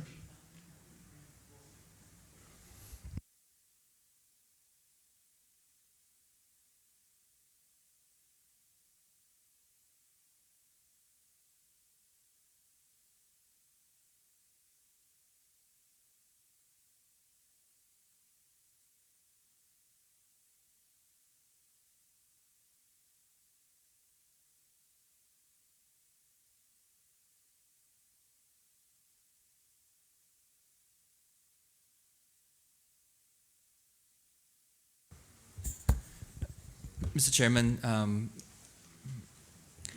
in terms of length of time, again, I think it depends very much on the individual, and making sure we do it right, that we not just have a plan but have it implemented correctly.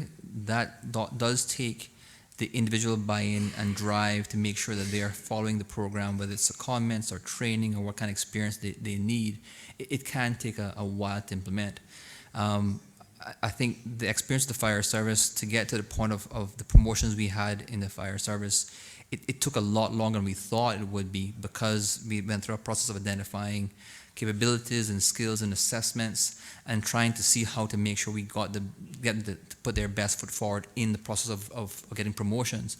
So it can take a while, and I think a 5-year plan is reasonable because you want to have people at a level to understand strategy and beyond just the technical and operational issues, and that does take time to develop. Through you, Mr. Chair, and I thank you for that, and by all means it sounds logical, because by all means I'm not trying to put any pressure, but I just want the country to be realistic about what the expectations are.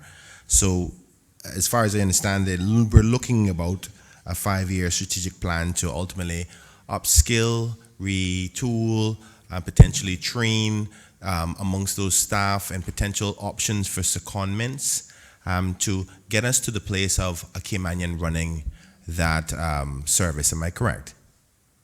Correct. All right. Lastly, how long is the director's contract for?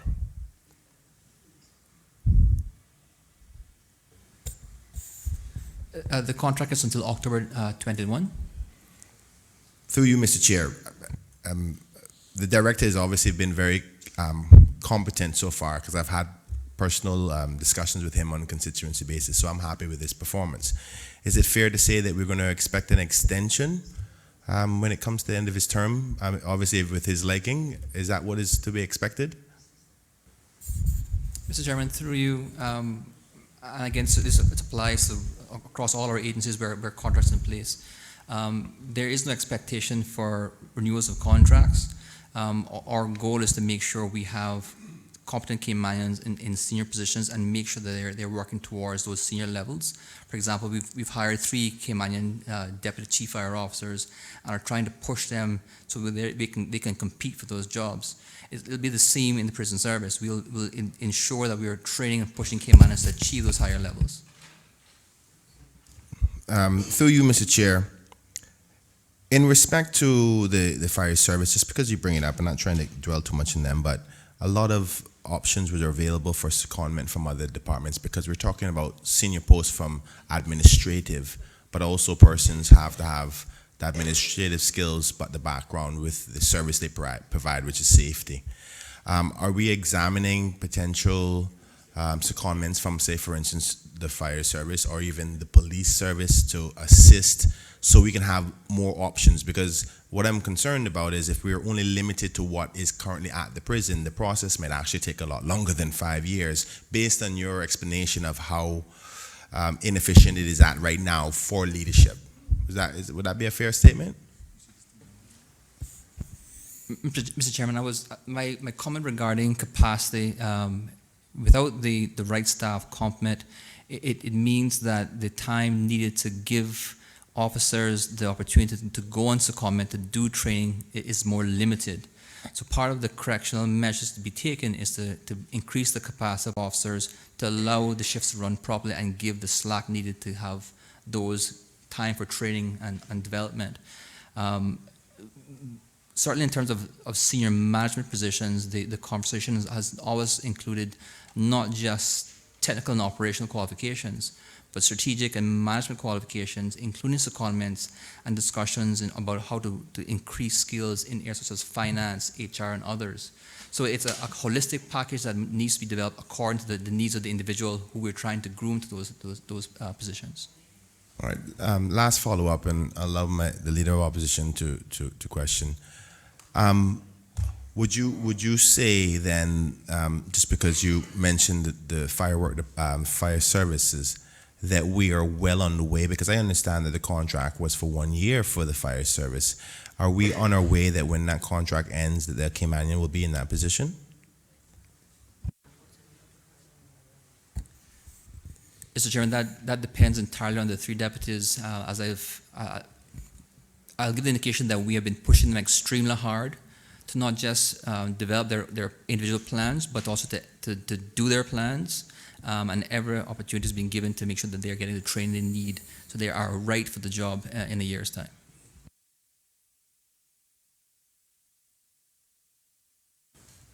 Thank you, Mr. Chairman. Through you to the Honorable Minister. When earlier we were talking about the capital project plan, to start the capital spend for next year, touch on the issue of the SOC, the outline business case, or the strategic outline case. With regards to the prison overall, is there a strategic plan in place for the prison? I mean, not from a capital standpoint, no, but from an operational standpoint, in terms of, is there an overall grand plan?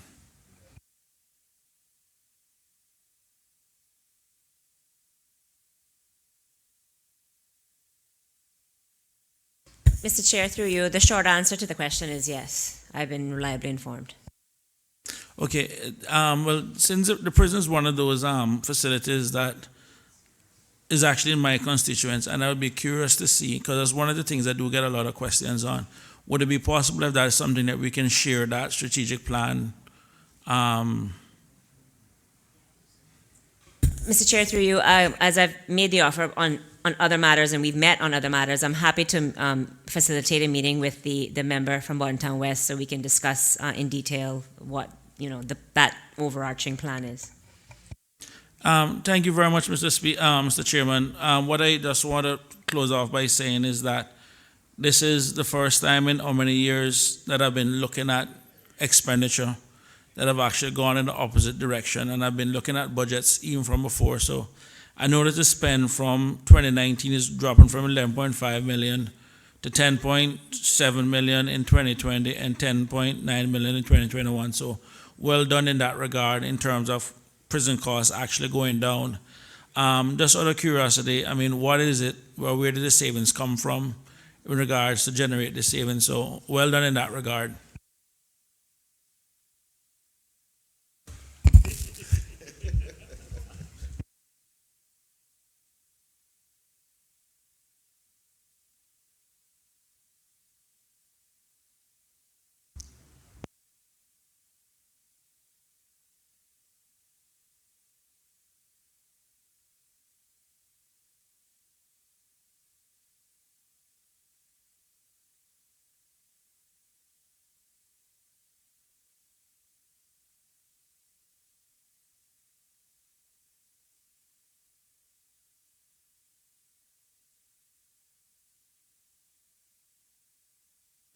So Mr. Chair, through you, thank the member for recognizing the implications of the kind of budgeting that we and the team has been charged to do. I've been informed that with respect to the prisons in particular, you will notice probably in looking at, in comparison to previous budget, there is now kind of 4 outputs that they're looking to have as opposed to 2, and the costs have been spread across those 4 outputs to kind of get more for same. Well, thank you for the minister. And Mr. Chairman, just close by just saying to the minister, I compared to the last budget documents and the outputs and the measurements, and compared to this year, it has been a vast improvement. The cost is going down, and all I can say is that whatever it is that we on this side can do to help, I'd be more than happy to help. Like I said, it is in my constituent. It's a relationship that I've gone back 20 years because I used to actually teach at the prison also in volunteer services. So anything that we can do to help, I'd be more than happy to. So good luck with everything else. Thank you, sir. Mr. Chair, Need to recognize the member for East End. You have questions, sir? Yes. Mr. Chairman, I wonder why the prison service is not using the provisions for giving evidence by video and sentencing by video.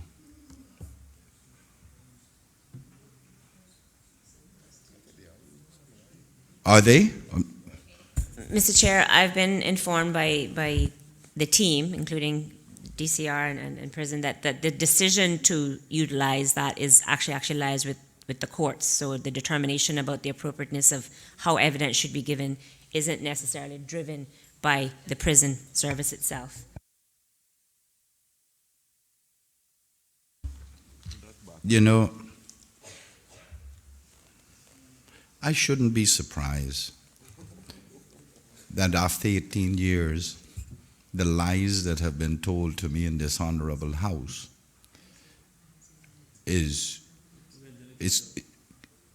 keeps manifesting themselves after many years. When we changed the evidence law, we were told it would reduce the instances of having to bring people from the prison. I asked that question specifically because I now see escorted armored carriers going to the prison, which there wasn't the frequency of it was not there before, and there may be different reasons. I don't want to get into that, why you have to do that. That's not my business to inquire into security. But certainly, these are the instances, if it's for security reason, why the evidence law and the provisions for video link should be exercised. And, you know, they constantly come down here with their smoke screen like there's some disappearing act and who did it, who didn't, and the like. You know, you know, we should get fed up with that and stop that and call people out with it. Mr. Chair, just for clarification, to make sure that it's understood that the capability is there, it is being utilized, but the determination as to when lies with the courts to make that decision as to when and how. But it is being utilized when it is called upon to do so.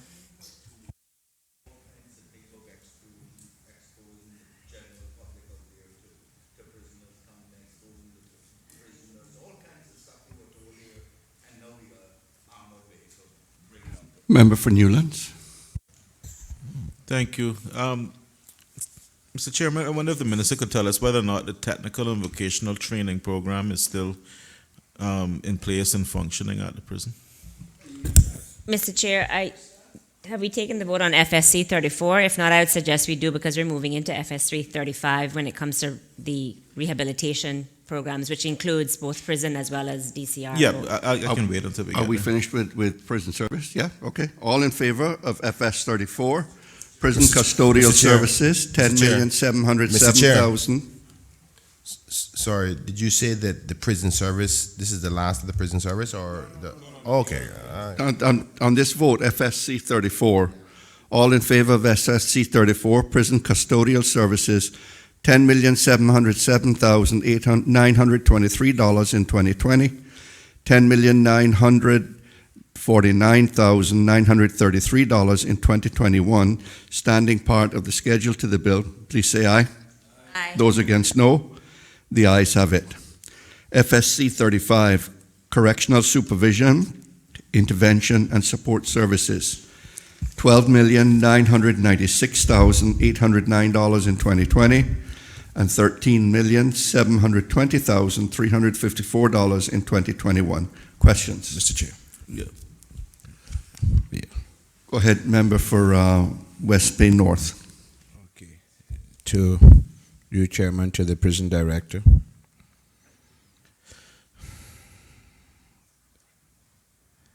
Earlier on in your dialogue, you referred to back in Scotland or back in the UK.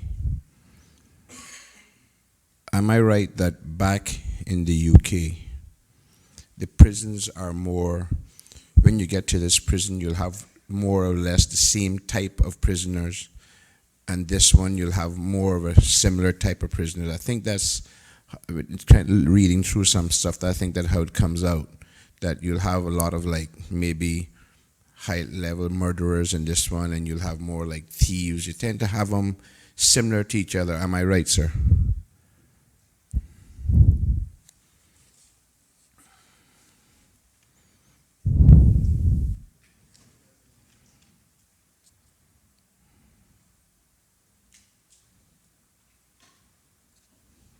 Through you, Mr. Chair.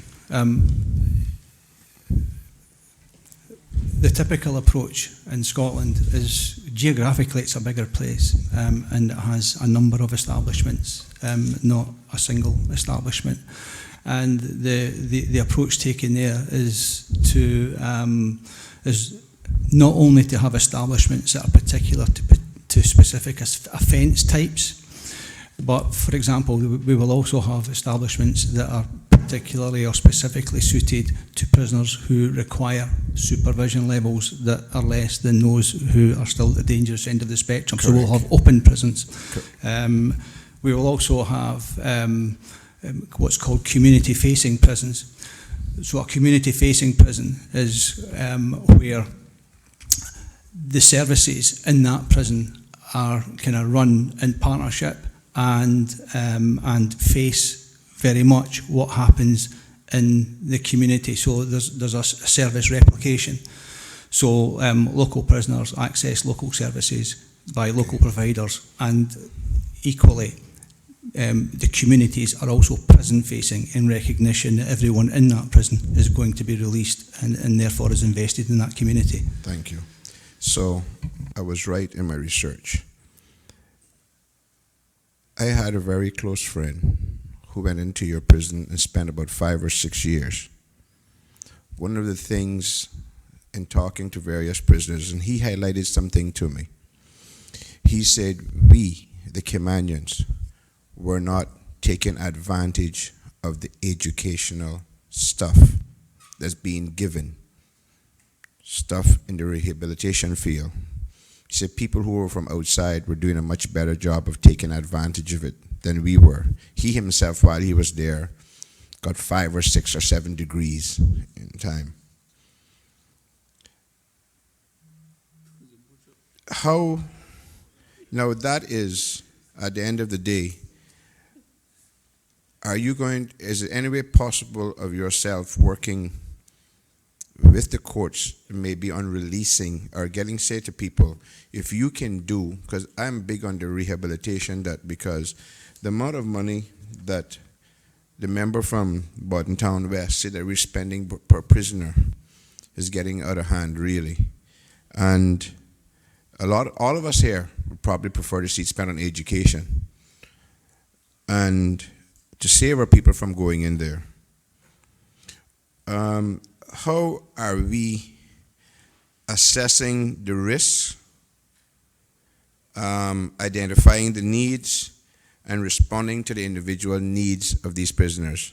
Because I remember years ago we purchased a program, I think it was called Compass. I think if I remember correctly, we paid about $68,000 for it.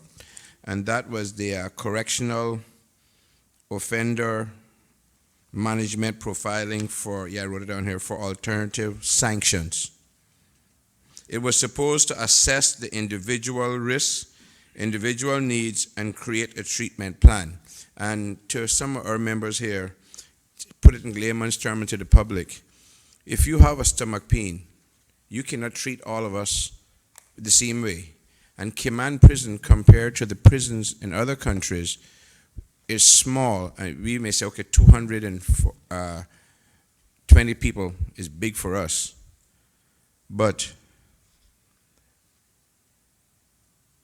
we have everything rolled into one, unlike a lot of other countries. So I know it's something new when you came here that you saw what we had. Is the Compass system still being used, or are you using another system? Mr. Chair, through you, if I can just start by thanking the member for his question and also reiterating that members on this side of the House, the government is certainly concerned about rehabilitation as well, and that's why we have the way that this budget is structured. You'll see FSC 35 combines both the prison and the Department of Community Rehabilitation that offers the kind of support services for those when they come out of the prison service but still need that care. So there are a number of synergies, which I highlighted in the budget address, a number of rehabilitation programs that have been implemented since taking office, and certainly the budget has increased specifically to address and to ensure that we have programs that are put in place that can be sustainable. And to the extent is necessary, I would ask the Director of Prisons, but if the Director of the Department of Community Rehabilitation, which also is included in this vote, if there's any need for her to actually expound upon some of those rehabilitation programs that the member is asking for, then I would encourage her to do so as well. Mr. Chairman, through you, yes, Minister, but like I said, not every rehabilitation can be the same for every prisoner. That's the mistake we've made in the past. The Compass system, if we're not using that, what are we using? Because everyone is an individual. What because in talking to various prisoners that come out and gone in, the rehabilitation, and when you see prison officers, I want to make sure he hears, when you hear a prison officer say to a prisoner who's going out, "See you soon," that's not nice. Not even in a joking manner. And it could be the truth, but you don't have to say that. And you addressed something earlier on that is also, that's been identified a long time ago. Stagnation at the top and bright young people coming through. You're 100% right. But I would like to know, what are you using to identify, and like the compass system? I would like to know, understand that, please.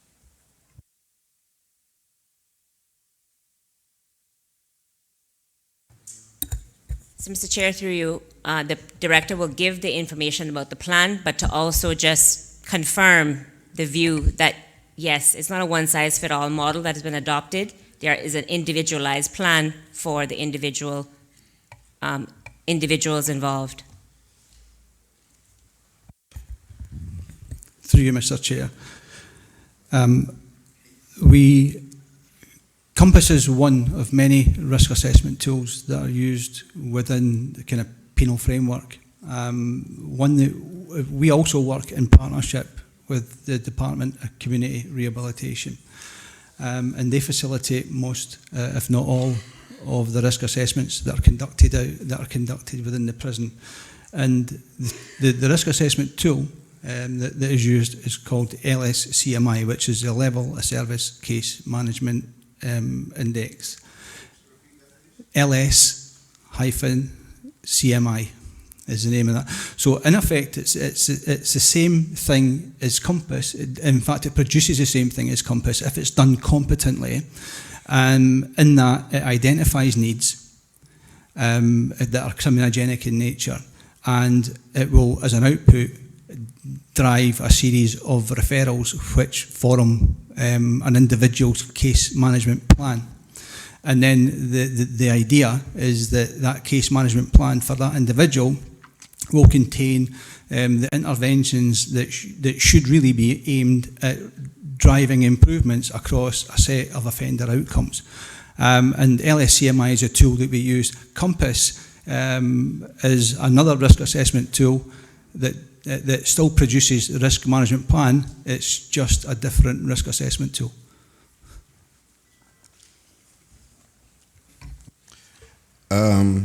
Okay, so how many prisoners have treatment plans that meet their specific needs? Through you, Mr. Chair. The figures I have is that we currently have 162 completed for this year. Okay. And who is delivering these case management, and are they qualified? Through you, Mr. Chair. That is delivered by competent people employed within the prison probation team, employed by the DCR. And they're specialized? Yeah, they're competent to use that tool, yes. No, they're specialized. Not that they're competent. Someone may not be qualified, but someone can do it. Because my research has shown me that in case management, people should be specialized. Do we have people who are specializing in this?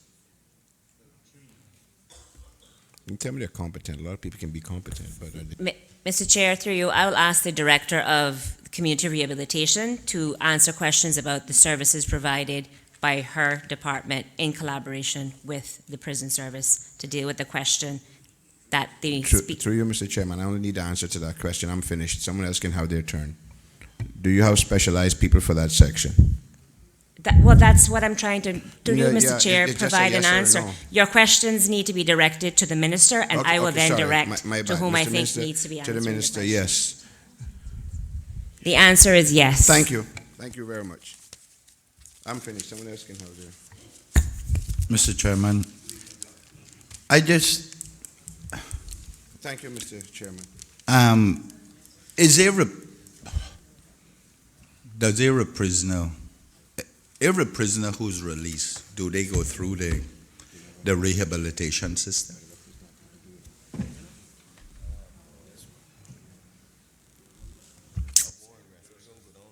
Mr. Chair, through you, I'll ask the Director of Community Rehabilitation to take that question and give specifics. Which question are we taking up? The one by the member for... But from the Leader of the Opposition. Oh, okay. Lisa Malise, Director, Department of Community Rehabilitation. Through you, Mr. Chair, could you please repeat the question just so that I'm clear, sir? Every released prisoner, do they have to go through the rehabilitation system? Through you, Mr. Chair, at this point the Department of Community Rehabilitation does work with every prisoner in collaboration with the prison reentry and rehabilitation team within the prison. There are sentence plans in place for all sentenced prisoners, so they are engaged in the services offered within the prison system, sir. In terms of those being released, majority of them are released under the conditional release law. There are some who may go through the prison gates at the end of the day and are not necessarily released under supervision. Those who are being considered by the Conditional Release Board, we do work with very actively, and we then supervise them upon their release into the community as well. Mr. Chairman, I just want to know the conditional release law. Not all prisoners come through that, but all prisoners are required to spend 60% of their time, I believe it is. We change it from 5/8 to 60% or something like that. Through you, Mr. Chair, the conditional release law was designed for a prisoner to spend 60% of their time in custody and the remaining 40% under supervision in the community. Right, and what condition would it be, or what category would they have reached that they do not have to go through the rehabilitation release program? Through you, Mr. Chair, there are individuals who may not be at a point where their risk is manageable in the community, or there may be some who simply don't want to be released on conditional release as well. So they don't have to necessarily be released on conditional release. Okay, so they spend their full time then? Through you, Mr. Chair, yes, sir, those numbers are much smaller now because of the conditional release law, but there are some who would not come out under supervision. And how do they determine if they are not a risk? And by that I mean, if somebody steals from the community, they're still risk, because plenty of things left outside here to steal. I wonder what is the criteria to determine if they are a risk? Who does that? Through you, Mr. Chair, the Conditional Release Board, as a board with a chairman, would make those decisions. What they do look at is a very comprehensive report that is prepared by various agencies that looks at their overall risk, what they've been involved in during the time that they've been in prison, whether or not they would have access rehabilitative services, and whether or not their risk is manageable in the community and they can be supervised in the community. Okay, and the question that naturally follows, are you also involved with the help me, not a pardon, but the one where we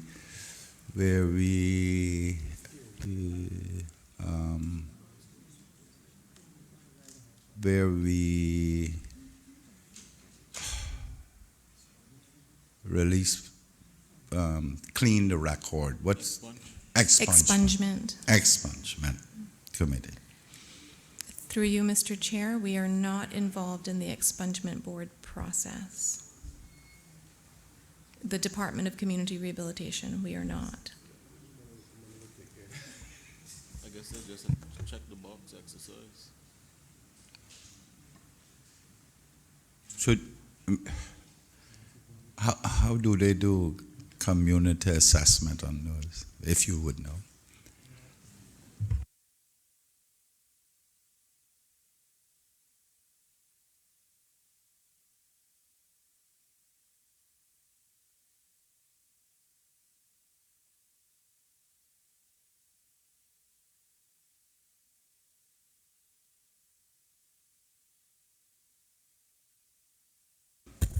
Mr. Chair, through you, I believe it would be probably more appropriate to have that discussion and those questions when you get to the Deputy Governor's vote, because the expungement board comes under that remit in terms of the actual workings of the board and what they take into consideration. We've heard that the Department of Community Rehabilitation is not involved with the process. And I understand that. I merely asked the director if she was aware of who they use for community assessment for expungement. And if she's not, she's not.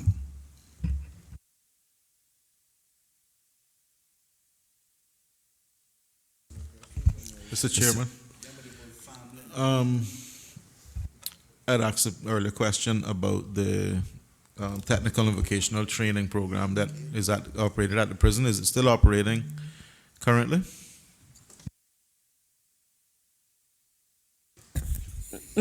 Mr. Chair, through you, the answer is yes. The vocational training program is still operational at the prison. How many inmates have progressed through that program and been released and found employment once they leave the prison?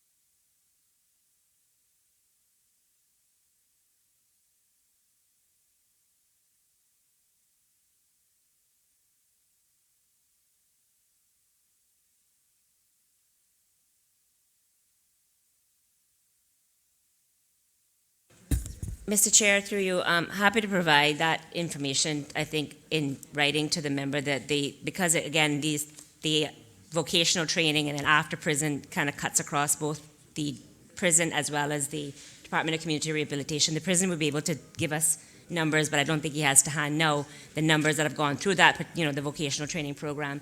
And then the Department of Community Rehabilitation will be able to give numbers as to their clients who are employed. So. But I don't think either agency, I've been informed, has those actual stats to hand currently. But happy to provide that to the member in writing thereafter. Thank you, Mr. Chairman. Well, what I was after is whether or not just overall this program is being successful. I do see, especially in Bordentown, I do see people who I knew were incarcerated who have been released, but they're back out on the street, up to their bad habits. A lot of them are, when you approach them, tell you that they're looking for work, but they can't find a job. So there seems to be some people slipping through the cracks, and I'm trying to figure out where it is that we can focus some attention on helping them, because, eventually they end up right back in northward, and that's becoming a real problem. A lot of them have drug problems, I know that. So I'm just trying to think, if that program is being successful and at least helping them find some employment.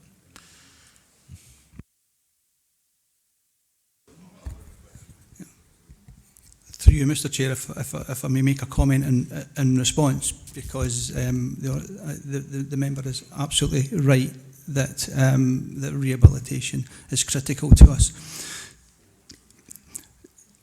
Historically, the kind of shape of the prison service, if you can imagine a triangle, and that triangle you divide that into 4 kind of sections, and at the bottom 2 you have custody and order, and that represents the thickest part of the triangle, and that's where resources, attention, time and policy has been focused. And as you get towards the top of the triangle, there's smaller pieces of that pie that have been focused on care and have been focused on opportunity. And what we're trying to do just now, in partnership with the ministry and our community-based partners, is to change the shape of the organisation from being a triangle to a square, where each quadrant is equally focused. So there's a significant investment being made in in shifting the focus to not only seeing prison as a place of incarceration, but it's a place where people's lives can genuinely be transformed. And I'm not just talking about the people in custody, I'm talking about the people who otherwise may become a victim of crime in the future. So what we're trying to do is focus significant resources towards our rehabilitation kind of arm of our business, but also to instill within the prison a kind of generate a sense of community and belonging. So we are trying now to engage as much as we can with community-based projects so that people can give back to the communities that they've caused harm in. And we believe through that you can build hope. Because if you don't have hope, you have nothing. And last follow-up, Mr. Chairman. Do we have a network of employers who are willing to work with ex-prisoners that we keep close contact with? Through you, Mr. Chair, we have a network of partners. What I will say is that the rehabilitation and re-entry arm of the prison service has done a phenomenal job over the last couple of years. I must give kudos to the people that have been involved in that, because we have developed a really deep kind of level of community identity, and we have people knocking on our door to come and join us, and we're very pleased with that, because we're happy on every occasion to engage with that as much as we can. Mr. Chair. Georgetown Central, go ahead. Thank you, Mr. Chair. Through you, I'm just sticking on that topic for one quick second, Director. Are there any incentives in-house for inmates to participate in these training programs? Because what I find is, I too have a few friends in there, and then I ask them, you know, whenever I check on them, well, you doing any training? Well, boy, no, and I'm doing this. Well,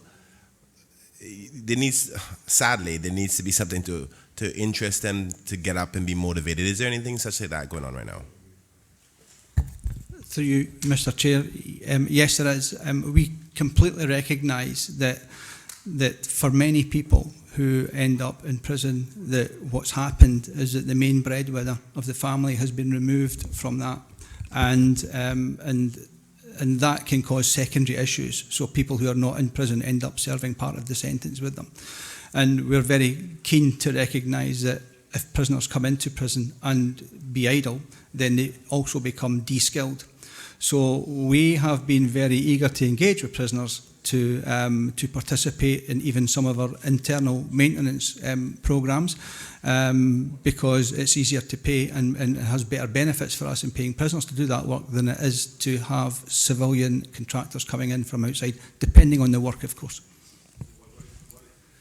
Forgive me, I didn't know what the incentive was. I want to know what sparks them. Is it reduction in crime, reduction in time, or is it funds when they get out?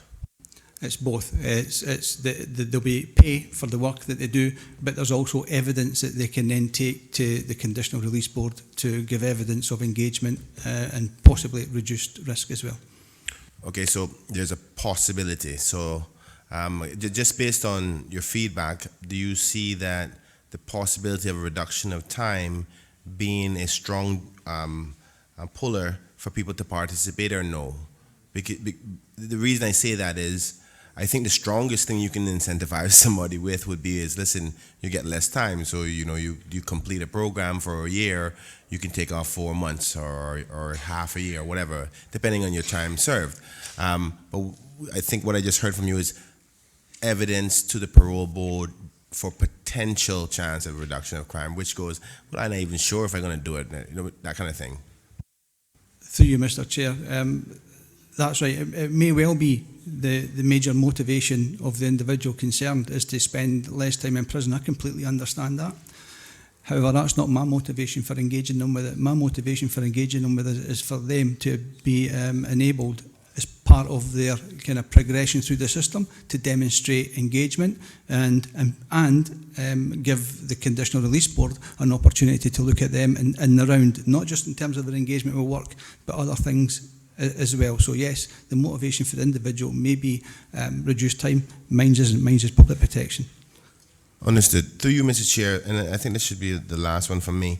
Have you been having any difficulties with persons who've been arrested, put on remand, but they're in remand simply because the lack of access to ankle monitors?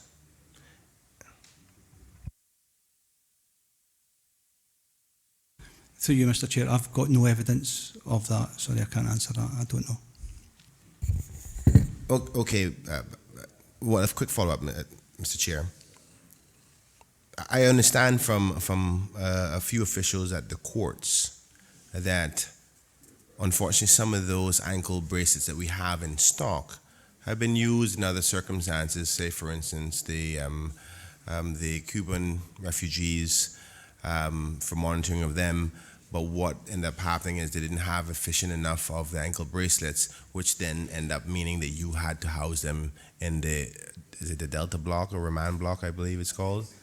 So maybe I would like, if you can, see if there's any evidence to that, because what it would then indicate, rather than making more space or clogging up the space of the prison, then maybe we need to order some more ankle bracelets rather than have them there if the courts have deemed that they are ankle bracelet ready rather than incarceration. Mr. Chair, through you, I thank the member for the question because it allows me to reiterate a point that I made during my budget debate. There has been significant investment in just that, in ankle bracelets, or what you call the wearable electronic monitoring devices. And we have actually significantly increased the number of such equipment to the courts and other entities, other kind of law enforcement related entities, to do just that, to be able to address the need. But thank you for giving me the opportunity to reiterate what this government is doing about the concern that the member has raised. Member from Bodden Town West. Thank you, Mr. Speaker. Sorry, Mr. Chairman. Final sorry. questions too. I noticed that there is a jump in the expenditure from roughly 8.4 million this year to forecasted for 2019 to just under 13 million, which is an increase of 4.6 or 55%. I kind of think I know what the answer is, but I just want to confirm what's the reason for the big jump.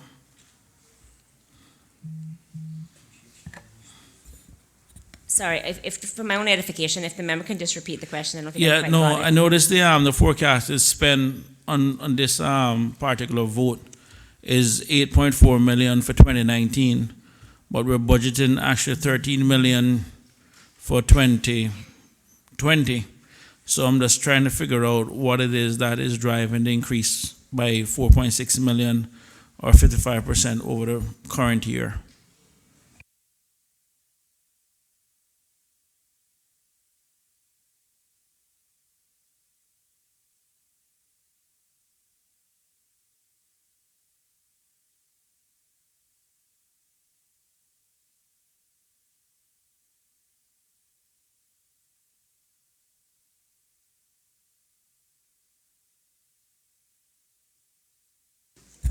Mr. Chair, I've been reliably informed by the team that the majority of the additional allocation will go towards the additional staff that we spoke about, both from the DCR's perspective as well as the prison perspective, to be able to provide the rehabilitation services and also offering the kind of training aspects for the staff. But also the Department of Community Rehabilitation, as I indicated in my budget address, has actually moved or in the process of moving location because they've outgrown their current location. And so there is also an uplift in terms of the cost of rent and then the associated move costs as well. So that makes up the lion's share of that increase. Thank you, Madam Minister. Out of curiosity, can you tell me exactly how many additional staff members we're talking about and what is the uplift in rent that we're talking about, or rather where they'll be renting from?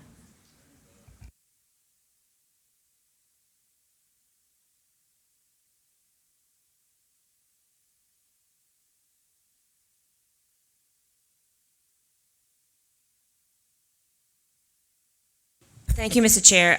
So for the Department of Community Rehabilitation, it is additional staff of complement of 4.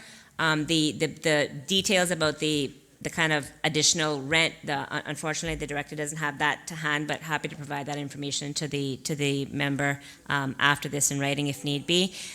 For the prison, it's 21 additional staff. Okay, so in total we're talking a total of 25 new staff for 4.6 million. So even if it's 4 million divided by I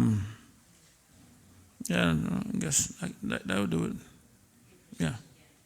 So, Mr. Chair, as I said, I think that covers the kind of what I've been told. That covers the majority, but there are other aspects like depreciation and other figures that factor into that amount as well. Okay. That's 160,000. If you take the 4 million divided by 25, that's 160. But I guess depreciation. Is it a situation? Sorry, through you, Mr. Chairman. Is it a situation in terms of the prison? Because one thing I'm aware of is that the prison is really dilapidated or something. In terms of, is it a write-off of existing assets for depreciation? Because this seems a little bit high. So I'm just trying to get the complete breakdown. Because even if the rent went up by 600,000 for the year, which I doubt it, 25 staff for 4 million is 160,000 per year. So I'm just trying to figure out.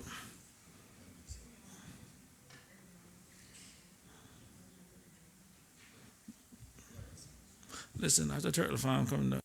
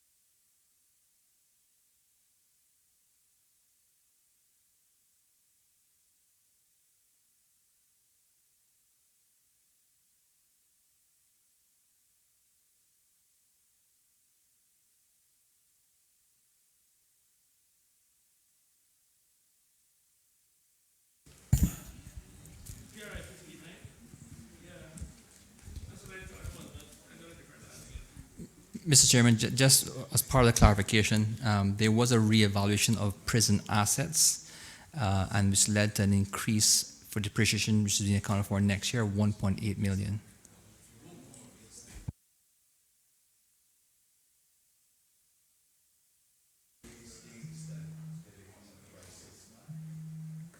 I thought it was PRI 15 that was really driving that increase.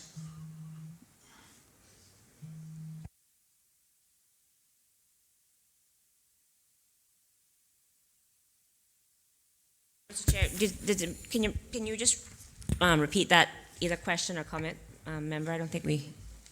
No, as I was looking at the description, and I noticed PRI 15 was actually included in that vote, that it wasn't there before. So I actually thought that was the natural answer, but when I found out it was actually 25 new staff members that.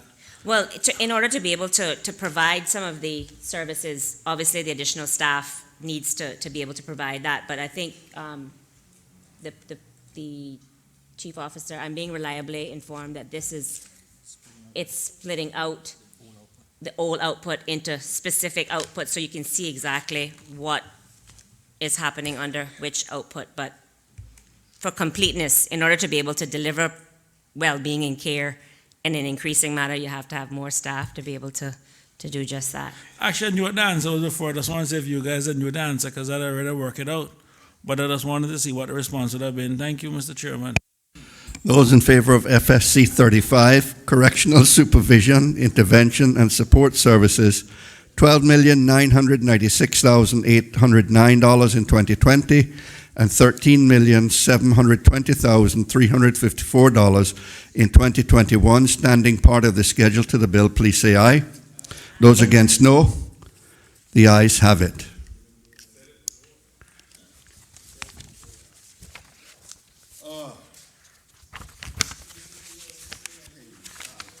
Colleagues, that concludes the examination of the appropriations to the Ministry and Minister of Financial Services.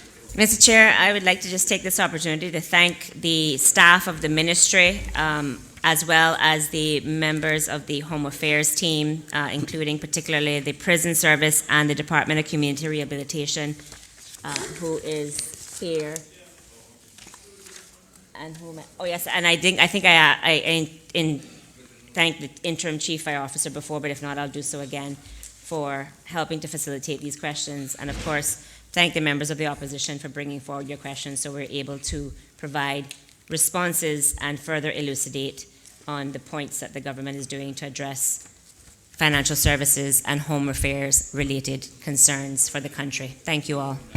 Thank you, Minister. And Mr. Chair, it would be completely remiss of me not to thank the government for supporting what is an increased budget on both fronts for dealing with financial services and the matters and challenges for financial services, but also it is a tangible account of our investment in safety and creating safer communities. So thank you to my colleagues on this side of the House, and certainly for the Cabinet for supporting these particular allocations, and the government for supporting that as well.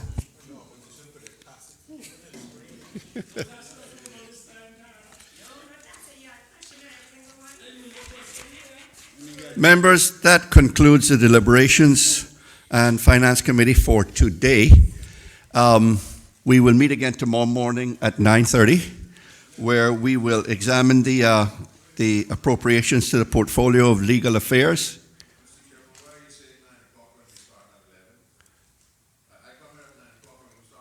Now, we start at 9:30. That is what we normally do for Finance Committee, start at 9:30. I wanted to end with a plea for members to make their way here and be here on time, because last two mornings we've had to get on the way quite late. But we will start tomorrow morning with a portfolio of legal affairs. And following that, we will do legal affairs, judicial department, the Director of Public Prosecutions, Office of the Ombudsman, and the Cabinet Office. No, we will, well, if we can get to that point, we will, but we will be taking a portfolio of legal affairs and other entities that come under the Attorney General's purview.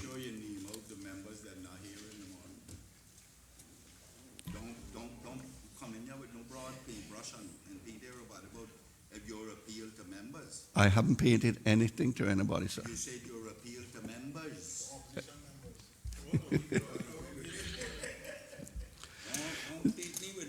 Members, that concludes our deliberations today in this meeting. So have a good evening, everyone, and we'll be here tomorrow morning to start at 9:30. Thank you.